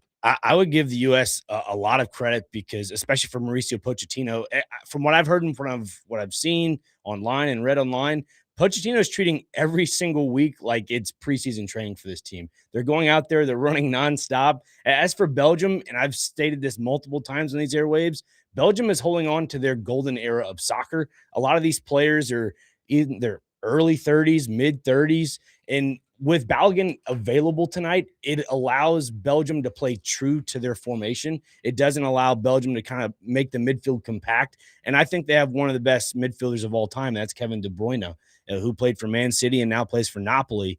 This is a game to where U.S. men's national team can easily outpace Belgium and make them tired by the second half. Can I ask you a question? Sure. I read that the Cape Verde goalkeeper, they found him on LinkedIn. Did they? That's the story. Well, I mean, the guy only had like 2,000 followers on social media, and now he has like 40 million. 40 years old. So when you talk about Belgium, like they're kind of old. I think Messi's 39? Yeah. We've talked about age. Yep. It to me, well, if you got passion and Messi looks like he's 19. That's very fair. I think for Belgium's case, all these veteran players, they're not as quick and as fast. Like I gripe a lot about Tim Ream and how he's not able to close space for the U.S. men's national team as a defender, center back, that is. Now that they're playing Belgium, they have Romelu Lukaku up top, who's kind of like Romelu Lukaku. Okay. Yeah, he is. You just made that up. No, that's a real name? Yeah, that's the name of a bird I used to have. Well, they also have a forward named Jeremy Doku. So Jeremy Doku. That's more plausible than this cockatoo guy you just brought up. Romelu Lukaku. There you go. Yeah. Is he good? Yeah, he's pretty good. I mean, he's like 34-ish, 33-ish. Okay. So overall, it's a good age. Yeah. Right. Look, in Robbie, soccer, why aren't you out there? You're that age. You don't want me out there. No, I'd be in some serious trouble if I was out there. No, you can hang with them, Robbie. Just for 10 minutes. I don't know if I could run up and down the field one time. I'm right there with you. No, but just looking at the way Belgium's going to play, it's going to be like the Mexico-England game last night a little bit. Now, I'm not saying as back and forth with all the penalties and so forth, but you look at Belgium where they're structured on the field. They know how to wear teams down by passing the ball around and rotating it around the left to right flanks, just trying to expose pockets of space in between in the middle. And then you have the U.S. that hopefully if they're disciplined enough, they can sit back in their half and just wait for the opportunity to counter press. Can I ask counterattack? Let me ask you this. This is actually a serious question for you. I love it. You're welcome. In hockey, you have icing, right? Just get the puck down there. In soccer, is there a similar thing to icing? Like if you're crashing my net, I'm going to kick the ball as far as I can away. Yeah, it's basically a player that's lined up off sides behind the final defender, and they know they're well off sides and the ball's not within reach, and it goes towards the goalkeeper. They just let that ball go, and the goalkeeper takes it to continue the play. But if my goaltender's occupied, can I kick it like I'm icing The puck? Not really. It just goes out of play. So do you get a free throw in or something? The other team will get the possession, yes. Okay, well, good. I'd rather than do that than have a shot at getting a goal when they're that close. Yeah. That's a good question, Joe. That was a good question. Okay. So Didn't if they have to. get this done and they win tonight and they move on to the quarterfinals, obviously it's a big deal. I mean, it's a big deal already, and people have gotten behind this team, and it's becoming a cultural phenomenon watching this take place. If they win tonight, how do you put into scope what that does for U.S. soccer? It puts them on another level. It allows the youth game to grow even stronger. I think what's the biggest gap is for soccer to grow in the States is the financial aspect of it all. And you mentioned it earlier about travel baseball, travel soccer. Yep. When you invest in anything, it starts to add up more and more. I think for soccer, you buy $200-$300 pair of cleats. I mean, if you're at the lower levels like youth, it's probably like $120. Then you buy $20 shin guards. Yep. Then you buy your socks and your jerseys. By about that time, you're spending about $200-$300.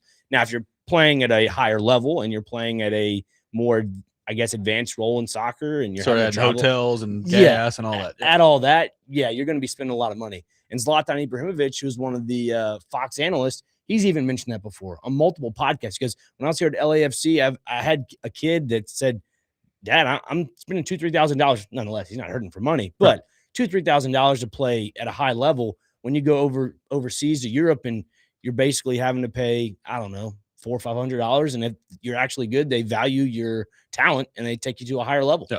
So as for the States, United States, that is, if they win tonight, I think this puts them in a whole nother bracket.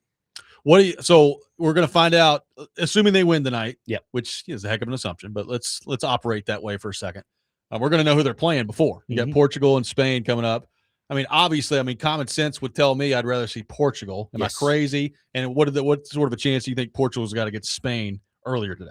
If I had to give a percentage, I'd be 60-40. Okay. Spain, 40% to Portugal, just because the way Portugal. Big rivalry, by the way. Yes. Portugal plays, they structure everything around, I'd say, Cristiano Ronaldo. And I think Ronaldo has taken a step back in some cases to where he knows that I can't be having the ball 24/7. You're seeing guys like Rafael Leao, who's more implemented into the forward attack. And that's a player that is versatile on the left flank and left side of the field. And you're able to just open up pockets of space in the midfield to draw it back in. I think that's something that Portugal needs to really hone in on, because Spain defensively are probably the most sound team in the tournament. Like, you could say France, Argentina are one of the best attacking teams. I think Spain fundamentally is one of the best teams in this tournament. So USA win tonight? Yes.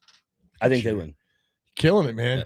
I said 2-1 earlier. Yeah, I think he's spot on with that. I said 2-1 loss because why is that? I'm always wrong. Okay. I think it's a little reverse mojo. You have nailed it. Every game you've nailed. Every single game. Well, thank you. You even said the Turkey game, they would probably lose a Turkey game. Thank you. And they lost Turkey. Yeah. Or Turkey, whatever the Turkey. Turkey. I just call them Turkey. That's the first time I'd ever seen that, by the way. Same here too, right? Yeah. So I went to Publix. I said, "Do you have any oven roasted turkey?" And they said, "Sir, would you please leave?" Well, if you look Don't come online, back. Exit the premises, please. if you look online, Turkey, it was changed because they don't want to be looked at as that country that's basically named after a bird. Yeah. The United Nations changed that back in like 2012, I think. I have to go back and It's a look at it. 1,000 years history down the lesson. drain, right? Yeah. So, Get rid of all that. And I didn't know that. for the record, England did not create soccer. Here we I'm go. Here we sick go. and tired This is it. of England. He hates English people. Look, last night was a great game. I was torn on who to root for last night. I'll be honest with you. For some Really? reason, the whole U.S.-Mexico was it rivalry, and how Mexico. You want to talk about flopping? Oh yeah, Mexico is big floppers. Yeah, and it was, I don't know. I had trouble with that one last night. Ian, did you not shoot off fireworks? Are you all right? July 5th hangover? I mean, I did not do fireworks. No. We already had this England? discussion. If you listen at 6 o'clock, I did. Listen, why do you hate English people? I think they're the most obnoxious fan base in all the world when it comes to soccer. here we go. They think they created it. They didn't. China created it in the 3rd century. Like, why are we giving so much credit to England? Yes, the game did evolve to England, that is, and it was basically structured with the football federation that they allowed them to create rules. I get all that, but they are the worst fan base in planet Earth. They're the Dallas Cowboys of soccer. Wow. They've won one championship in 1966 for the World Cup. They've been runners-up for a lot of times now. They lost to Italy in the 2020 Euros, and I will hold on to that like it was my Super Bowl. I Now we don't got care. the But I'm just saying. you got to say what they did last night was pretty badass. Yes. In that environment with 80,000 people rooting against you. If that penalty was not awarded for England to go up 3-1, that game is completely different. I think we're looking at it this morning as Mexico moved on to the next round. Oh, See, I'm glad we uncovered this today. I mean, his disdain, where I like Ian kind of a little upset about Mexico and you. Harry Kane, the Prince of Chins. See, I there you go. mean, goodness gracious. Who knew? Dr. Crane, that upset Right. about the English. They're probably the most frustrating fan base to sit around with, to watch a game, to listen to see online that the football's coming home. No, football's going home. It's not coming home. It's going Yeah. home. I'm we sick go. and tired of it. Would I you, really am. if King Charles walked right now, would you be like, "Hey, pal, not here, not today"? I think you would. I do too, as well.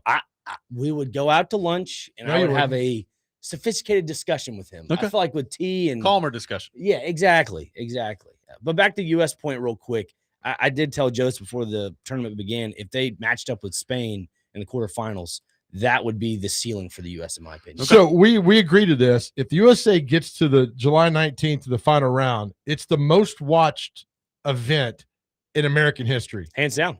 It's bigger than the Super Bowl. It's bigger than the final episode of MASH. It's bigger than all that, right? Well, they already had, I think the highest viewership ever was like 24 million, and they peaked at 31.8 million, if I'm not mistaken, on Fox's I broadcast. think DVD said that it's about an average viewership for the NFL wildcard weekend. Okay. So they're definitely hitting numbers that they've never seen before. Playoff stuff. Okay. Pretty Big big. stuff. Pretty big stuff. See you at Geodis Park tonight, buddy, right? Won't be there. Aren't there a watch party? There is. You had the RSVP. I won't be there. I'm I'll be at sorry. Publix getting turkey. Hey, if you want to hear more soccer coverage, BJ Callahan's coming on this afternoon. There you go. 2:30. So Nice. there you go. What There we time? go. 2:30. Oh, so I get to do the interview with him. Yes, you do. Oh my gosh. I'll just shut up to that whole time. For those who don't know, probably a good Nick and Connor filling in for the Chase on vacation. Yep. I'm filling here because Rexrode's gone. And then you're doing the noon to 3 today. There you go. Love We it. look forward to it. Thank you for being with us this morning, my Thank you friend. for having me. Anytime. It might be a little bit Robby Stanley on the midday this That's week. right. We'll see how it goes. Yeah. We'll see how it goes. We'll have the Rob rant coming up next. Robby and Rexrode, 1025 The Game.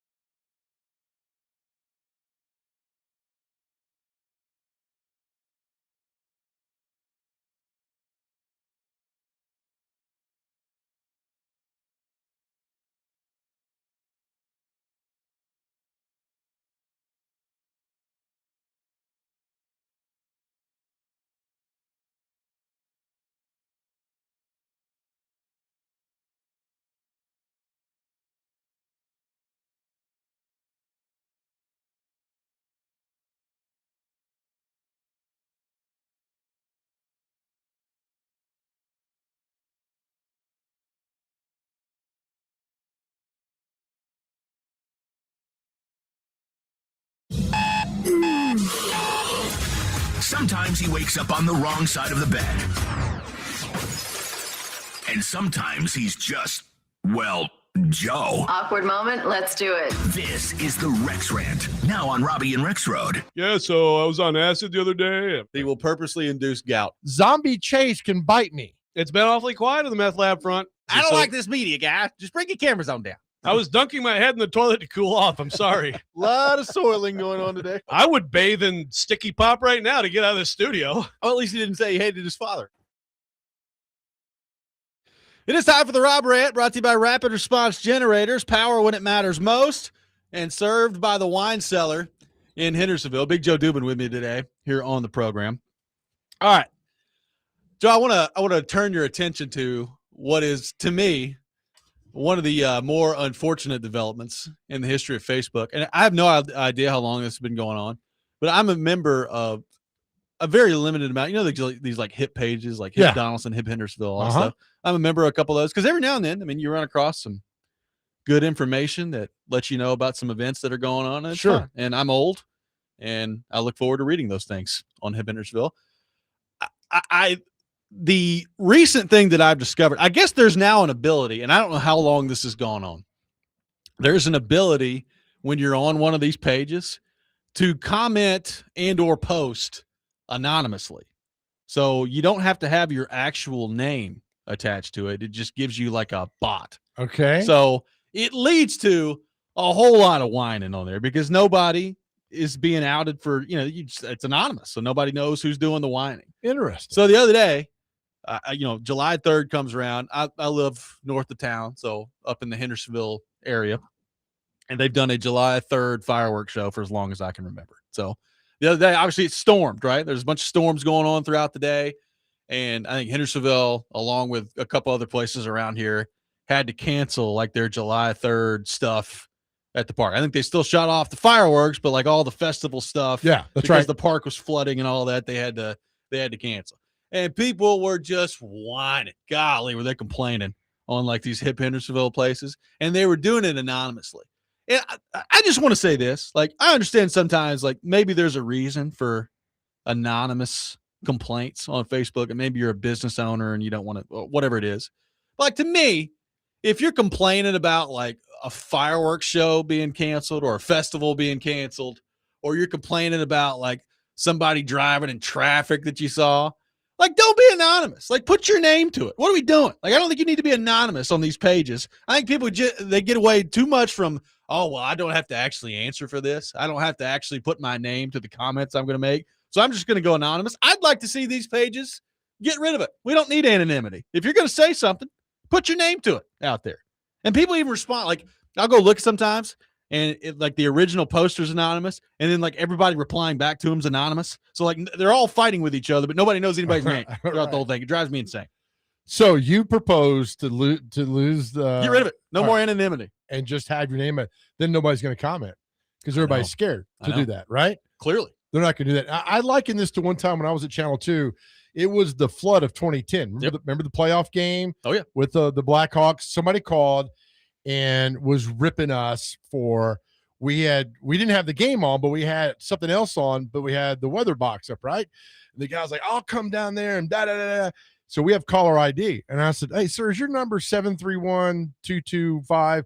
He's like, yeah. I said, how about I call you back when all this is done and we get together and have coffee or something? Look, man, I'm missing the game. I understand what you're doing. I was like, yeah. So it goes along with your anonymity of, once you're outed, it's a whole different world, right? You're not going to be that guy anymore. But remember this, 3% of the world is against oxygen. Yeah, exactly. So remember that when these posts go on. But I had no idea you could post anonymously there. Look, I've gotten off Twitter. It's been a wonderful thing. I will say the Facebook comment sections of like local news channels and stuff like that, you can find some stuff on there, man. It's entertaining. Great. Oh, it is. I mean, when I did it during COVID, I had people wish me death.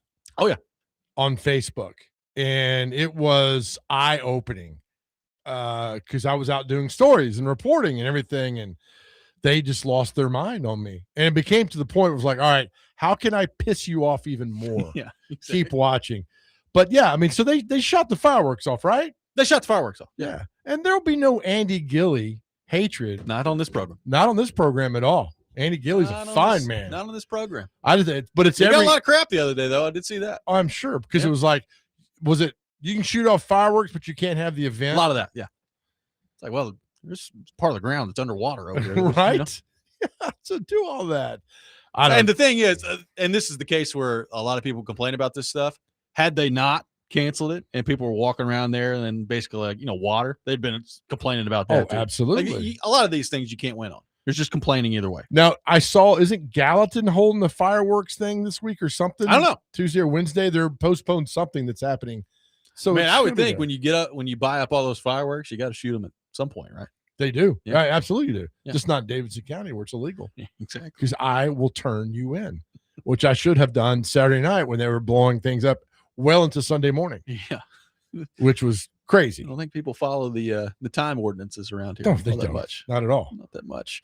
Cory Curtis from News 2 will be with us coming up next for his weekly visit. We'll take your thoughts at 615-737-1025. Robby and Rexrode, 1025 The Game.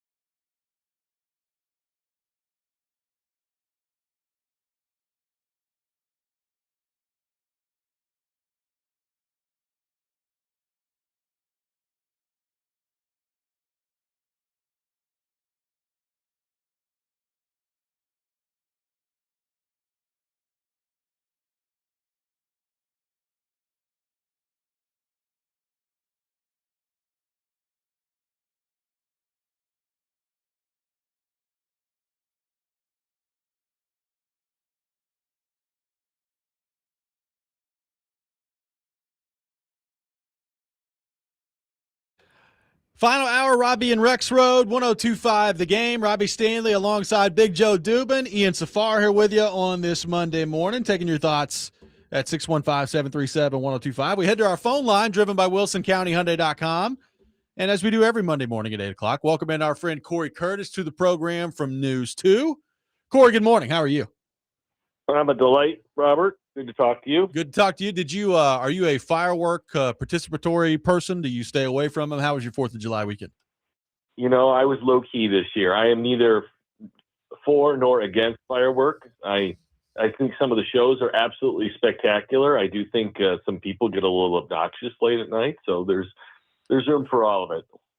A lot of the obnoxious part of it is. Yeah, Cory, you mean you need to go out there with a manufactured tube and set a rocket inside there and light it and blow up the whole neighborhood? You didn't do that? No, I didn't. Wasn't my turn this year. Yeah, I don't know how all these people afford this. That ordinance is expensive. Well, that's the thing. Like, there are people that drop some serious money on Oh, this fireworks absolutely. stuff. Like, I mean, thousands of dollars. Yeah. I'm like, good for you, man. It's not me. Yeah, as we said earlier, Cory, the fireworks from when we grew up to now, I really think we could bomb a country with what we could buy at a fireworks stand. It's crazy, man. It's nuts. I mean, look, if you had a pack of firecrackers and a thing of bottle rockets, you were pretty happy back then. Right. Times have changed. Times have changed. So, Cory, how are we feeling tonight about the Team USA's match against Belgium coming up? We've talked about it all morning long. Balogun's back in there, so you got to feel good about that. But your confidence level on a scale of 1 to 10 tonight? Oh, my gosh. 5.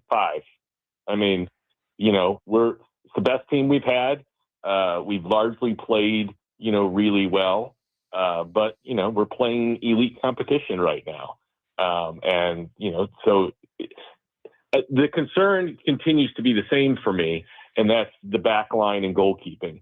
Because, when the pressure's on, other countries tend to be better finishers than we are at this point. And so we have to be elite back there. I think Chris Richards has to be exceptional, and I'm guessing Freeze will start in the net, and he has to be exceptional tonight.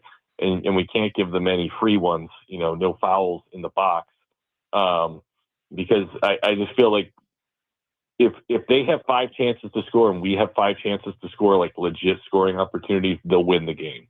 And so ball possession for us is absolutely vital on the offensive end of the field.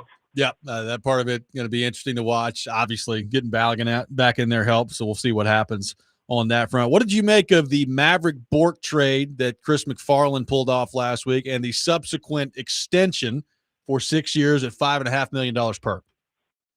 Well, somebody texted me and told me that they love this deal. It's the best possible deal they could make. So I'm going with what he said. Look, I think in a year that free agency is bad, he's done what he can do to reshape the roster. I think he clearly had a plan, and I think Barry Trotz deserves some credit for dealing off 3rd and 4th liners and acquiring a ton of picks and allowing him to maneuver the draft board and then the trade market the way he wanted to. The Bork deal, if he's the player that it sounds like they think he is, I think $5.5 million 2 and 3 years from now is going to seem like a bargain. So I like the aggressiveness of the deal. I like the bolstering of the roster, with that deal and kind of what it says. Has this team gotten better over the last week, or have they stayed the same? I think they've gotten a lot better, but I don't know. Well, I think, from everything when I've talked to people, the whole thing for me is, do they have the speed to play the way that Andrew Burnett wants to play? So, do they have some more talent? It looks like it, but it's got to be the right kind of talent. And, from everything I've heard, the players they've added are giving Andrew Burnett a better chance to succeed with his system. And so, yes, but they're going to have to prove that the first month of the season, because if they start this season the way they started the last 2, Burnett may not last long. You're right. We're talking to Cory Curtis this morning. Cory, I looked at the Carolina Vegas Stanley Cup final, and I'm like, look at the Preds compared to those two. It was like night and day, right? And so don't you compare yourself to who just won the Stanley Cup? And Preds got a long way to go, but they're getting there slowly. They still got a long way to go. Well, I mean, I think Barry Trotz did that when he drafted Brady Martin. When he saw Florida win, and he wanted a Kachuk style player, the type of player, those hard players who win in the postseason, and that's why they love Brady Martin so much. And so you're finding those type of players. I think Jack Drury is probably a younger version of Colton Sissons right now, with maybe more upside at this point in his career to man that third line and give you those hard minutes in that face-off circle. But yeah, I mean, there's generally a certain style of play that wins in the postseason. Number one, there's a lot of talent there, but number two, you can play the whole ice and with some physicality. Well, not only that, but like in the Super Bowl, I was comparing the Seahawks to the Titans and thinking, oh man, this is the gold standard now. I mean, the Rams are up there too as well. Can the Titans get there soon? How soon can it be? And you always need to compare yourself who just won the Super Bowl, because that's the best team around. And similar to the Preds, I mean, you're slowly getting there. You're better than you were 2 months ago. So we'll see what happens. Yeah. I mean, look, just on the football side, you look at, those teams bringing defensive linemen in waves. Yep. And that's, what the Titans are trying to do. And, we've been looking for the Preds to have center ice filled for how many years are we looking at now? Almost 30. Almost 30. And this is, I don't know. Robby, is this the most aggressive you've seen the Preds at filling center ice in a year? Well, look, it's certainly. I mean, I think of the Johansson trade going to get at that time a young centerman that comes in.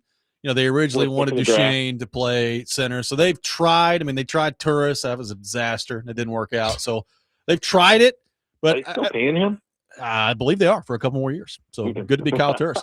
But I mean, you were saying it earlier, like just the ability to get a 24-year-old that can play center and who has demonstrated to be a good player. It's not like it's some mystery here. Now, how good is he going to be? We're going to find out, but it just doesn't happen very often. So I think that's a good piece of business from Chris McFarland. I mean, you bring up the Titans. I'm reading a story, Corey, and you'll get a kick out of this on ESPN.com. I mean, it's NFL offseason, so it's that time of year, but they're listing rosters of like ranking rosters in the NFL. Yeah. They've got the Titans coming in at 28, but it says their biggest strength is wide receiver. And I would just love to know when the last time somebody looked at the Titans and said their biggest strength on the roster was wide receiver. Number two, do you buy that? No, I don't buy that at all. I don't either. Not at all. I mean, look, a guy like Carnell Tate, yeah, but he's unproven. And Wan'Dale Robinson is a good piece. But Calvin Ridley's clearly on the decline, and then you got two young guys who you like, but again, have to prove that they can take it to the next level. If you look at the defensive line, Jonathan Franklin Myers, proven dude, and Jeffrey Simmons is obviously the best interior lineman, in the game. And then you add Johnson on the outside, and even Martin has been a good rotational piece in his career. I think if you don't look at the defensive line as the strength of this team right now, I think number one, I think the Titans would be disappointed in that. And I think that if they aren't, this team's in trouble. Well, we've looked at these lists all the time. You know how it goes. When they get down to 21, 22 to 32, they do that in a minute. Like, who'd they draft? Carnell Tate? Wide receiver. Yeah. Give it to him. There they go. Yeah. I mean, like, I do power rankings every week during the season, just because I enjoy it. It is hard when you're going through all 32 teams. Oh, yeah. Because it is a task and it takes a while. And, you miss stuff sometimes when you're going through all 32. And it's easier to miss stuff when the teams have won 6 games in 2 years. Was your number 32 all year the Arizona Cardinals? Just a atrocious franchise, everything. Yeah, no, you know what? There was enough room for everybody down there this year. There was. there was a lot of really, really bad football at the bottom of that list. But I'll tell you, the Titans under Brian Callahan were one of the worst teams I've ever seen. Brutal. I mean, truly when you get compared to Kevin Wisenhunt Titans, that is really, really bad. But that's how bad Arizona and the Jets and the Cardinals were to be compared, to be in that ballpark. So they should be proud. I got a question for you. You're a big pop culture guy like myself. How is it that when I'm looking at Belgium, and they said the most famous entertainment person is Audrey Hepburn and not Jean-Claude Van Damme. I got a problem with this, Corey. Well, she's a classic, but Blood. It is. It is. I just watched that movie like 2 months ago. Did you really? The Kumite is still one of the greatest unknown fighting competitions in the world. Frank Duke's records are unmatched. And, Jean-Claude Van Damme, used to be a really pretty man. He doesn't quite look the same now. And he was a horrendous actor. But really you know what? Quality entertainment. Only 65, though. Could have fooled me, Corey. I thought he would have been a little older. I think he had some struggles in his life at one point. Well, let's see Audrey Hepburn run through that gamut of fighters. See how well she does compared to Jean-Claude Van Damme. We'll see. Does she have the dim mock, the death touch? No, I don't think so. No way. There's no way she has that. So bad list here. Bad list. Got to get that fixed. He beat Bolo. Come on. Bolo's huge. That guy's chest is bigger than yours, Joe. Hey, what was the movie he was in where the Pittsburgh Penguins were playing hockey, wasn't it? Didn't he hostage situation? What movie was that? Oh, was that Time Cop? Time Cop. Yes. Come on now, right? I've not seen that one. Oh, it's awful. I missed out on that one. But you got to watch it. Friends for one episode or two? Oh, that's right. I think he was. He was, yeah. Yeah. I think he kissed Jennifer Aniston. Wow.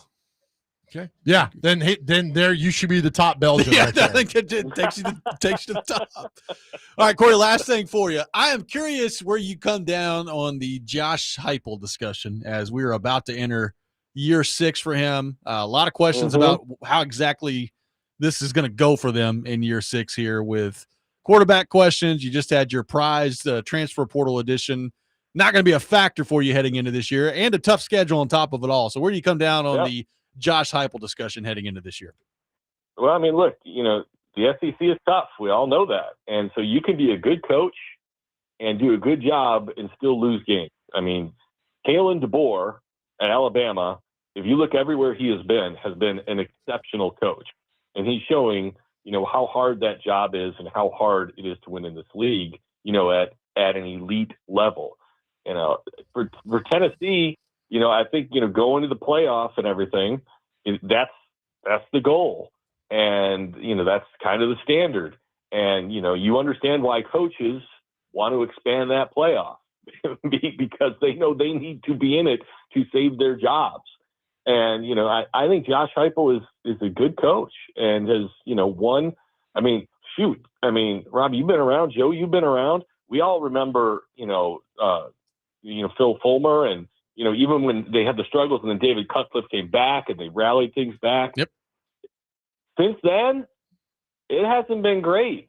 And so, since Josh Heupel's taken over, there's some renewed hope there. But, with the renewed hope are the renewed expectations. And I guess that's the big question is, what is the expectation? Is the expectation to have double-figure wins each year? Because if that's going to be the expectation, I think he's going to have a hard time hitting that. I think most people are going to have a hard time hitting that. And do I think he's capable of winning 8 games every year? Yes, I do. Well, it's going to be interesting to see how that goes. I mean, you got the thing that's going to be really fascinating is, I mean, whoever quarterback you're playing, whether it's McIntyre or Faison Brandon, you're talking about a really young guy and how quick can they get up to speed. And you're probably losing the other one. That's the other thing, Corey, in like today's college football. Whoever you choose, the other one's probably transferring after this year. Well, I mean, look, we're talking about starting 2 young quarterbacks here. You pulled in Joey Aguilar out of the transfer portal out of nowhere, and nobody knew who he was, and he did well. Led the SEC in passing. These are both 5-star quarterbacks, okay? Yeah, they're young. They're 5-star quarterbacks. They're supposed to be dudes. They're supposed to be studs. I'm not going to sit here and go, oh, poor Tennessee. They've got to start a 5-star quarterback. That's ridiculous. No, I agree. Hey, real quick, the movie was not Time Cop. It was called Sudden Death. Sudden Death. Who was in Time Cop? Wasn't he in Time Cop? Johnny tweeted in. So it's Sudden Death. Okay. Sudden Death. But, okay. But that works. We got most of it correct. He was in Time Cop too. Yeah. I just got my Van Damme movies mixed up. He was in the As one does. also with Sylvester Stallone and Arnold Schwarzenegger and every other. I was about to say, I geriatric think me and you actor. were in that movie too. We are not old enough, Robbie. Even I am not old enough. Oh man! Apparently, Stallone's is today his birthday. Is he 80? 80 years old today. Sylvester Stallone. 80. I say, Joe, I know you know the story of Rocky and how that movie was made. Oh yeah. And it is one of the great stories to me in entertainment, history. Just all of how he stuck to his guns on that.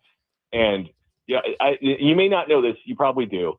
One of my favorite parts is when Stallone was really struggling as an actor, he sold his dog for like $50. Good grief. And then after the movie was made and he got paid, he bought the dog back. There we go. Had to pay the guy like $500 to get the dog back. Also, That's a good investment. By didn't the studio want Ryan O'Neal to be Rocky? I think that's who it was. So he was marketing his movie and people offered to buy it from him, but none of them wanted him to star in it. And so he took I think one studio offered him like $300,000 for it, and another offered him $100,000 for it, but let him star in it. So he gambled on himself. Worked out, and I would say it worked out. I would say so too. I'd say it worked out. Before you go, Corey, a TV station in town, not your TV station. Okay. They have tips about there's a black bear sighting in Nashville, and it's the number one tip is never follow a black bear. Just letting you know. Yeah.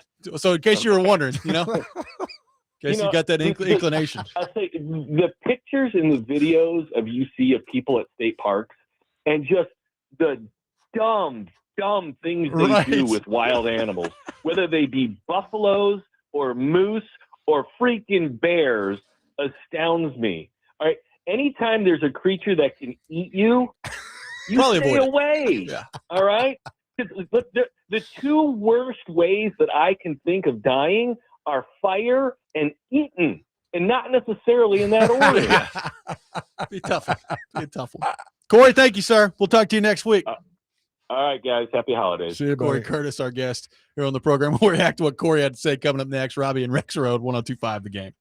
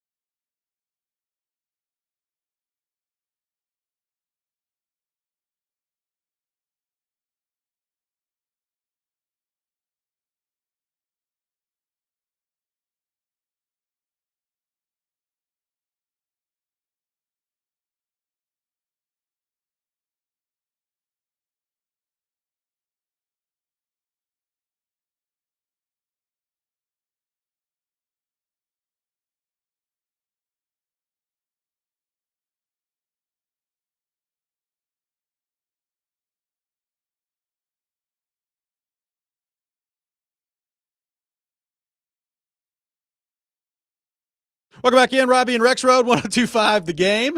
The Borchetta Bourbon Music City Grand Prix coming to Nashville Superspeedway Saturday, July 18th and Sunday, July 19th. 102.5 The Game has your chance to win tickets to the IndyCar race. Text in the keyword RACE to 615-737-1025 and enter to win tickets. For more information on the event, visit musiccitygp.com. Again, text, do not call. Ian Safar will not give them to you if you call. So text in. Nope. 615-737-1025. Appreciate Cory Curtis from News 2 for being with us in the last segment. Who knew? I mean, the movie Sudden Death. Yeah, I mean, Sudden Death is in there, but I didn't know. I mean, I'm looking up Jean-Claude Van Damme. Got a significant movie list here. Yeah, I mean, he's in that many of them. Yeah, I mean, Corey's right. Bloodsport. I don't know why I'm calling him Van Damme, like I'm some kind of Belgian aficionado. I'm like, Jean-Claude Van Damme. There we go. He's in like 88 different projects.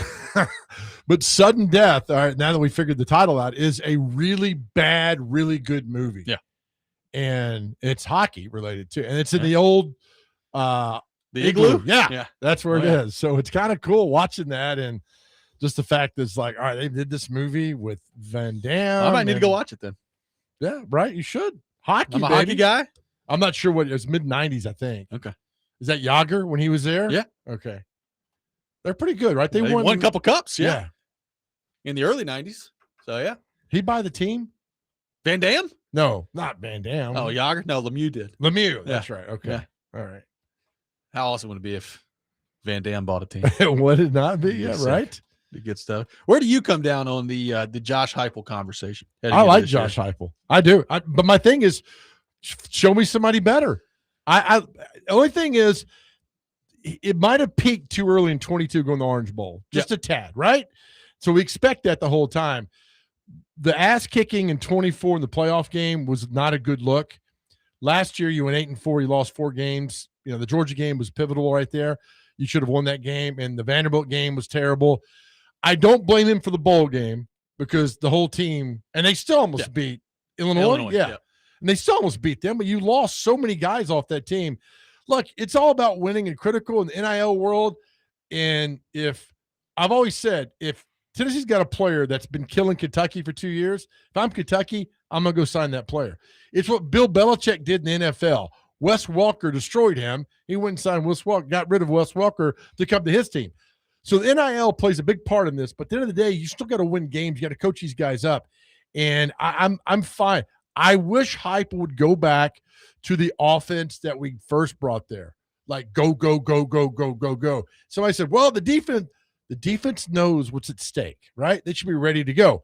Have that Vols offense just go when it's going, and you got guys at the back 7 or pointing at each other like you're winning, man.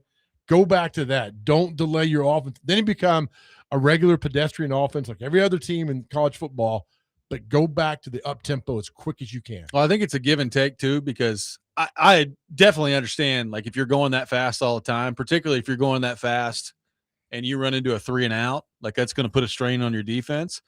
Also, though, like, if you're going that fast and you're scoring 50 a game, that helps your defense out when you've got 50 points on the board. Absolutely it is. But your defense should know, like, all right, here's what's going to happen. I need you. And so now that you know, it's not going to be like Kevin Gilbride punching Buddy Ryan or Buddy Ryan punching him because your defense is on the field so much. That's just the way the game is gone. That's what makes the Vols offense so unique. Yeah. I do think that the freshman, Brandon Faison, is that his name? Yeah. Yeah. I think he's the guy. Yeah, I think so too. I think he's going to end up winning the job. We'll see. I mean, that's just based on some of the reporting that's around it. We'll see what happens on that front. I think it would have to be – I think it'd have to be pretty bad this year, like unexpectedly bad, for him to lose his job. I can definitely see a scenario where they're like 7-5 and then heading into next year, he's on a pretty significant hot seat. I think it'd have to be really bad this year for them to actually fire him. Now, it's college, it's college football. Things change very quickly in college football. So I could be wrong about that, but I think with the fan base, he'll be on the hot seat heading into this year. I think in actuality, it would have to be going off the rails for them to actually fire him after this year. So Kennesaw State, Georgia Tech, who's after? I got Furman. Yeah. So you need to go into the Texas game at 3-0. That's a home game. Georgia Tech's not going to be easy because they got Mendoza's brother that's there as a quarterback now. So if you can go to that game at 3-0 and you beat Texas, so is Florida off? Florida's off the Florida's schedule. off. Yeah. Okay, right? They've got their big games this year are Texas at home. They've got obviously Alabama at home, and they've got LSU late in the season at home. You got A&M on the road, Vanderbilt on the road, South Carolina on the road. You know, the Auburn game is interesting at home with your former OC coming in as the head coach. But those are the big ones at home: Texas, Alabama, and LSU. But that schedule, I mean, It's a hard schedule. right? I mean, it's just so if you go 8-4 in that schedule, I think that's success. I mean, obviously success is getting to the playoffs and win the whole thing. But with that schedule, I mean, Nebraska's not playing that schedule. And some of it too is like whoever the quarterback is. If you can get to 8-4 with a true freshman quarterback, it's not going to be hard to talk yourself into, okay, well, what's he going to do his sophomore year after that? That's why, like, I think it would have to be off the rails and quarterback play would be really bad this year for Danny White to look at it and say, yeah, we got to move on. All right. They play Kentucky on the schedule? Kentucky is on the schedule. Okay. All right. They are at home. So they got a lot of home games this year. So who's their threes? Kentucky, Vandy, and Auburn? It is Kentucky, Vandy, and Alabama. Alabama. Yep. Okay. All right. Which is as it should be. Yep. But it's a little jarring to look at the schedule and not see Florida and Georgia. I will tell you who is gone from the SEC after this year is your boy in South Carolina. Beamer. All the hype last year with Sellers, and they just bottomed out. You'd hate to see it. They bottomed out. And he ain't going to Virginia Tech because Jimmy Frank's got that job. Tell you what, down. you want to put hype. I've said this before. You want to put hype on the hot seat with me?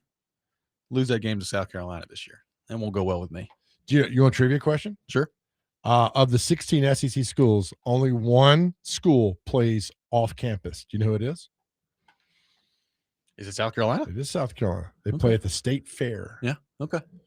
It's the only one. Yeah. So you just won $5 with at some trivia contest up in Hendersonville. That's good to know. At Red Rooster, whatever, wherever Taylor Swift's dad hangs out up there, That's some right. Rooster Cafe or whatever it is. 615-737-1025. You actually nailed it. It is the Red Rooster. We'll have more coming up next. Robby and Rexrode, 1025 The Game.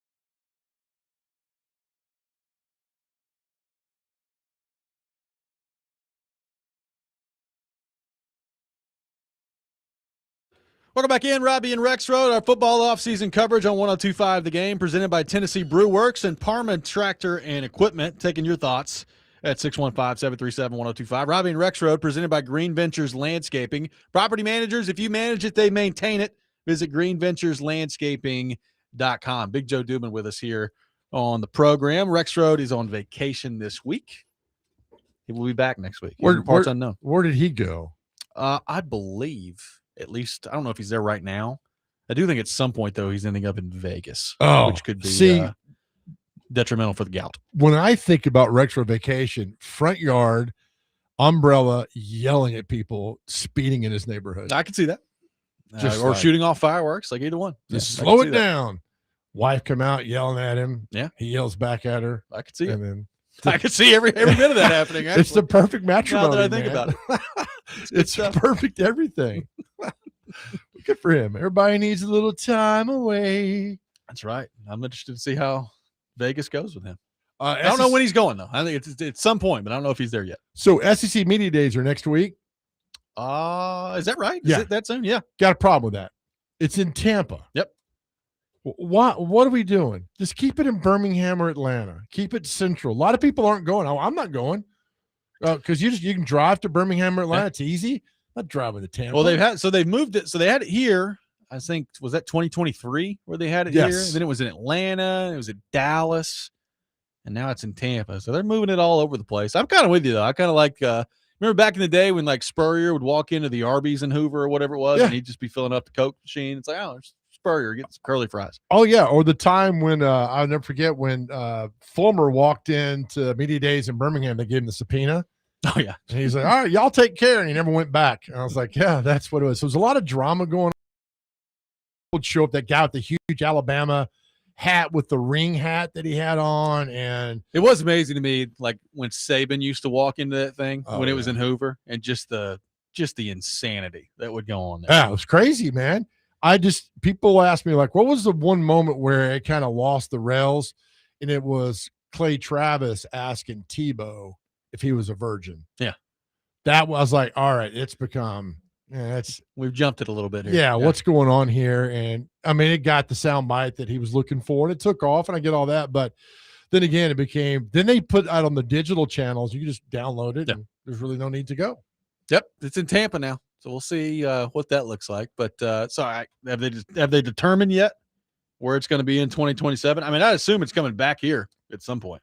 I don't know. I think the affinity for Nashville is always going to be there, but I think it pisses off a lot of other cities. It has not been announced yet where it's going in 2027. So, like, keep the baseball in Birmingham. Give us I love the men's basketball tournament here because I think the arena does a great job of putting that together. Keep football in Atlanta. That'll move. It'll get to the new stadium eventually at some point for like a year, then back to Atlanta and all that other stuff. And I think the women are in Duluth, the women's tournament, Duluth, Georgia, or something like that. So they've got the women's basketball tournament? Yeah. Where is that? It is. I mean, it's been here before. I thought it was Greenville. I think it's Greenville. Okay. Yeah. All right. So be unique to where you are. Own that city. So that's really good. But I don't want everything coming to Nashville. That's keep it where things are right now. Yep. I'm cool with that. We got the USA match tonight taking on Belgium. We had Nick Frazier in earlier breaking down the match. If you missed that earlier in the show, you can check it out. Robby and Rexrode, wherever you get your podcasts.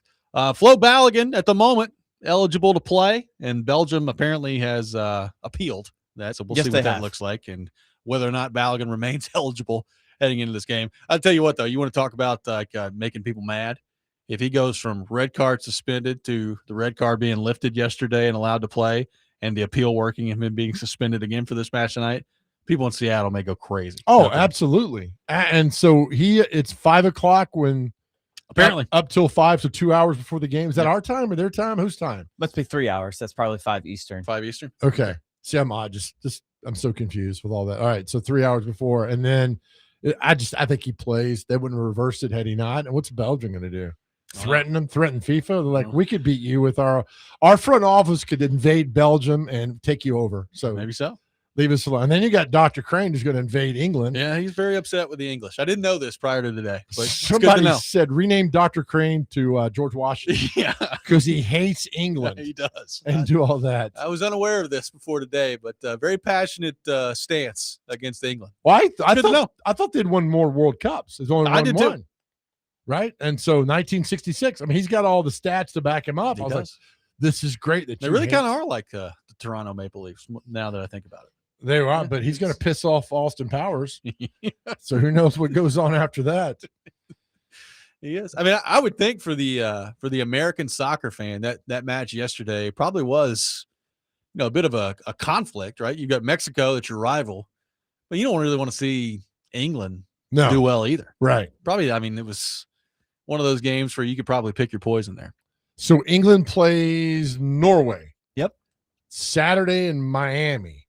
Okay. So that'll be, I like all the bouncing. I think that's kind of cool. I think it'll be a fun environment down there. And the Argentina game with Cape Verde, which I have no idea where Cape Verde is. Is it somewhere off the coast of Africa? Yep. Oh, is it? Is it like Madagascar? Opposite side.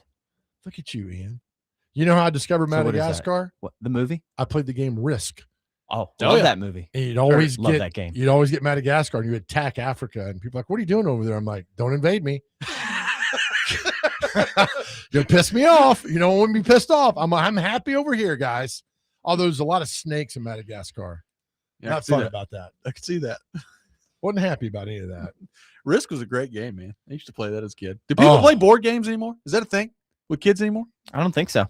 I don't. A lot of people now are playing that Mahjong. Like the solitaire thing? Yeah. Yeah, with tiles? Yeah. I mean, it's like taking over like here in Nashville, I'm told, like there's a sports bar, like is it Three Crow or Crow's Nest, whatever? Okay. Either one. Like they take over the bar on like Monday night. I mean, if you're a business owner, you welcome. Sure. If you got 100 women who are playing Mahjong and they're spending money, come on in. And they dress up. Have you heard this game? I've not. I'm learning about it just now. I just looked it up. Mahjong. Yeah. M-A-H. M-A-H-J-O-N-G. Is there a summary of what Mahjong is? Oh, please. I'm on the Google images. Yeah, right now. Where you match the tiles, they have to look the exact same, and they have to both be on the top level, and then you flip it over. It's a game of skill, strategy, and calculation played with a set of 136 to 144 tiles. It originated in 19th century China.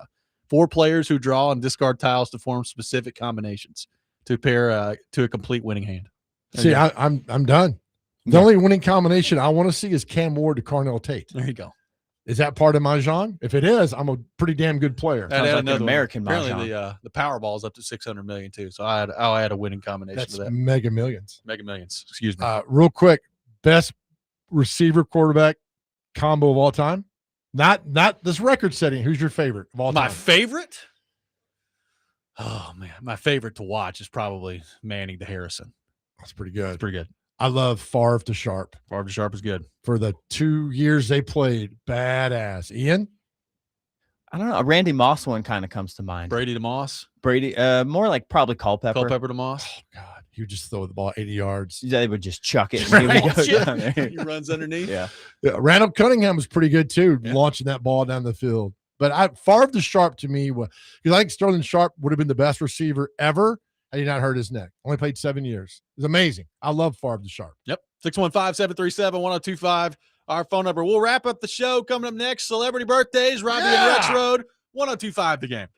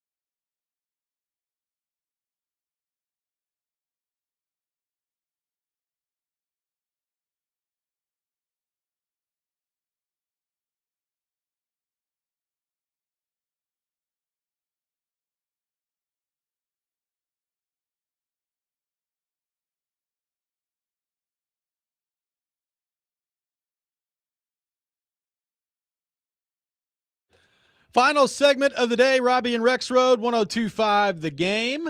Big Joe Dubin in today for Joe Rexrode. And it is that time of the day. Celebrity birthdays. Big Joe Dubin is with us here on the program today. Right. I mean, it's America's most popular segment. I mean, people. So here's how the game works. We do it on Chase and McJoe's show but for you two bozos. If like I'm 57, so if you say Joe today is 54, it's wrong. If you say Joe's 59, you're correct. If you get it within 2 years, you get a point. If you get it dead on, you get 2 points. Here we go. So it's a nerve-wracking game. Steve Harvey's tried to buy this game from me, and I said, no, it's not happening. He didn't offer enough money. Nope, I'm not doing it. Did not offer enough money. All right, so me versus Ian is how we're going. Oh, my God. Thank you with this. Look how good Ian. he is. All right, Ian, you get to go first, all right? How old is former LA Ram and actor on the TV show Hunter, Fred Dreyer, which, by the way, little tidbit, the most popular crime drama in China ever. Really? It's the weirdest stat. Never heard of it. Well, Fred Dreyer. 75. I'll go 68. 80 years old. Robby Stanley, New York Yankees second baseman, Willie Randolph. I will go 66. 68. 72. Ian, former NFL kicker Matt Barr, BAHR. 60. 51. 70. This game's We're off to going a great pretty good. start. Robby, Olympic medalist Valerie Briscoe Hooks. Valerie Briscoe Hooks. 48. 55. 66. 66. Is anybody under 50 in this game? You'll get there, buddy. Okay, all right. I'm just checking. Ian, Pa Gasol. Pau Gasol, the NBA player? Gasol, is that how you say it? Yeah. How about just Paul? Yeah, how old's Paul? Hey, Paul. Paul, he's probably in his 54. I'll go 47. 46. Robby Stanley's up 1-0. Robby, how old is Zion Williamson? I'll go 27. 29. 26. Robby's up 2-0. Robby said you're getting the hang of it now. Now we're going. Ian, how old is the TV show Batman? How old is Robin Burt Ward? The old Kapow, that one Yep. with Adam West. That's it. 74. I'll go 83. 81. Robby's up 3-0. This is great. Robby, how old is 50 Cent? 52. 51. 51 exactly. Oh! It's 3-2. Robby over Ian.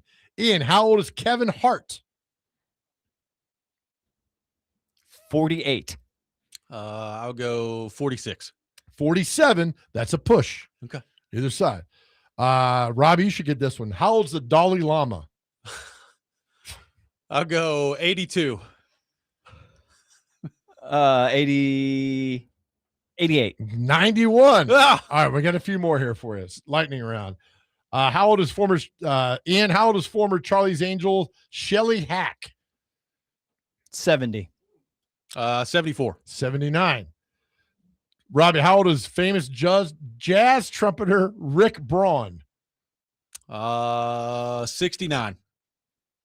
To be a famous jazz trumpeter, you got to be up there at this point, right? Yep. Okay, 75. 71. Robby gets it. He's got within 2. 4-2, Robby. Ian, how old is you should get this one. Rapper Inspector Deck of Wu-Tang Clan. Oh, Wu-Tang. 60. 64. 56. Robby, how old is former NBC sports correspondent and Good Morning America host Josh Elliott? Forgot about that dude. 48. 51. 55. All right, it's 4-2. Robby over Ian. Ian, how old is actresses Tia and Tamara Mowry, they're twins, of the TV show Sister Sister? We were just talking about that this weekend at the house, actually. Get it. If you get it, you tie. If you get it dead on, you tie Robby. Sister. 45. I'll go 47. 48. With that, Robby wins 5-2. Good job, Robby. And We you started slow, but we came on. We there at got the end. 4 more this week. You could get this, so don't worry about it. Yeah, be good to go. It's only one. Just a slight bump. I mean, what's the win ratio for Chase over Dr. Crank. 90%. Yeah. He's gotten 17 twice and 16. It's pretty good. Yeah. And it's like when you start out strong, you get it, man. And one day he was on some tear, just took off. Yeah. Like that. But it's deductive reasoning. And there's a pattern that those two bozos haven't figured out yet, which you almost figured out first time you did it today. I'm not telling you because they're listening. They got to figure it out on their own, but they'll never figure it out. But I can't believe it. Fred Dreyer again. We need to give you the DVD box set of Hunter. Yeah, I guess so. Hunter, huh? Crime drama in the 80s on NBC. And as I looked up one day, it's like it's the most popular crime drama ever in China. They loved that show. Okay. And I don't Interesting. know why. But Fred Dreyer's a hell of a defensive end. He played with Jack Youngblood, Jim Youngblood. And there's another guy. Who's the other guy on that? The defensive line for the Rams. Went to the Super Bowl versus the Steelers in 79 or 80, whenever it was. How big do we think Jean-Claude Van Damme is in China? Huge. A lot of play for Jean-Claude Van Damme on the show today. Martial arts, probably big over there. Huge. And if Belgium wins tonight, we're going to hear more about it. I will hear more. But I tell you, if Belgium wins tonight, I'm done. I'm not watching anymore. I think we're winning. I said 2-1. I'm sticking by it. I think 2-1's the final tonight. I feel good. I feel strangely confident. Is it okay to say we in this context? I think so. Okay. Yeah, we've just Because determined we, that. meaning me, haven't done anything except eat and watch soccer. Yeah, which I'll be doing again tonight. Right. That's my team. Now, I do have a problem when somebody says, like Alabama fans. Yeah. Where's that? No, I'm like, no, you didn't go to school there. You can't name the coach before Saban. You're not an Alabama fan. I think when it's the United States, I think it's acceptable. I'm with you 100%. I think it's acceptable at that point. But I feel good. I think we win tonight. Get to the quarterfinals. My guess is Spain probably wins today too against Portugal. So if it's Spain in the next round, that'll be tough. But we can worry about that when we get to the next round. Let's just go ahead and win the game played? The Spain game? Yeah. I don't know. I mean, is it Boston? I think they moved back east, don't they? I don't know. Let's see here. Where would USA quarterfinal game? They've been in Seattle, San Francisco, or Santa Clara, and Los Angeles. Apparently, it would still be in LA. They'd go back to LA. Okay. So they're staying out there. When would that game be? July the 10th, Friday. Friday. Mm-hmm. So that's also the cool part about the stage that we're in is, it felt like the group stage took forever. Like it's weeks. Right. Where you just go like a week in between playing games. And now, they played today. They win today. They'll play Friday. Like it just comes a little bit quicker now. I'm cool with it. It'd be fun. Again, there'll be a lot of eyeballs on that game tonight, and we'll see what happens. But if it gets all the way to the World Cup final, huge. 100 million watch that game. It will be easily very busy. Now, it's about to get a lot tougher here. Now, I don't know that, Belgium, like somebody texted in earlier, it's like, the talent is elite now. I don't know if Belgium qualifies for that, but certainly if they get past this game, then you're going to be looking at Spain, and you got, France is in there, and it's going to get really tough for the US. Hey, the miracle happened in 1980. It's true. Can happen again 46 years later. Cape Verde almost did it. That's true. And they were as big of an underdog as I think I've seen on the sports book. Like, it's crazy, the odds. Yeah, I mean, they were one of the biggest underdogs ever. Yeah. Like ever, yes. Somebody's talking about that. Man, I was like, come on, let's go. It's knock off Argentina. Yeah, I mean, and they almost did. Yeah, it was nuts. Mm-hmm. So we'll see what happens on that front. We'll be back tomorrow to discuss it all. But Big Joe, you're with me all week long. All week, buddy. Appreciate you taking time to be with us this week, and we'll do it again tomorrow morning. You got it, pal. That is going to do it for us today. Hope everybody enjoys the USA game tonight. We'll be back 6 a.m. tomorrow to discuss it all here on the program. We'll have you covered all day long as well throughout the show. Next Man Up with Jake Lyman is coming up next. You're listening to 102.5 The Game.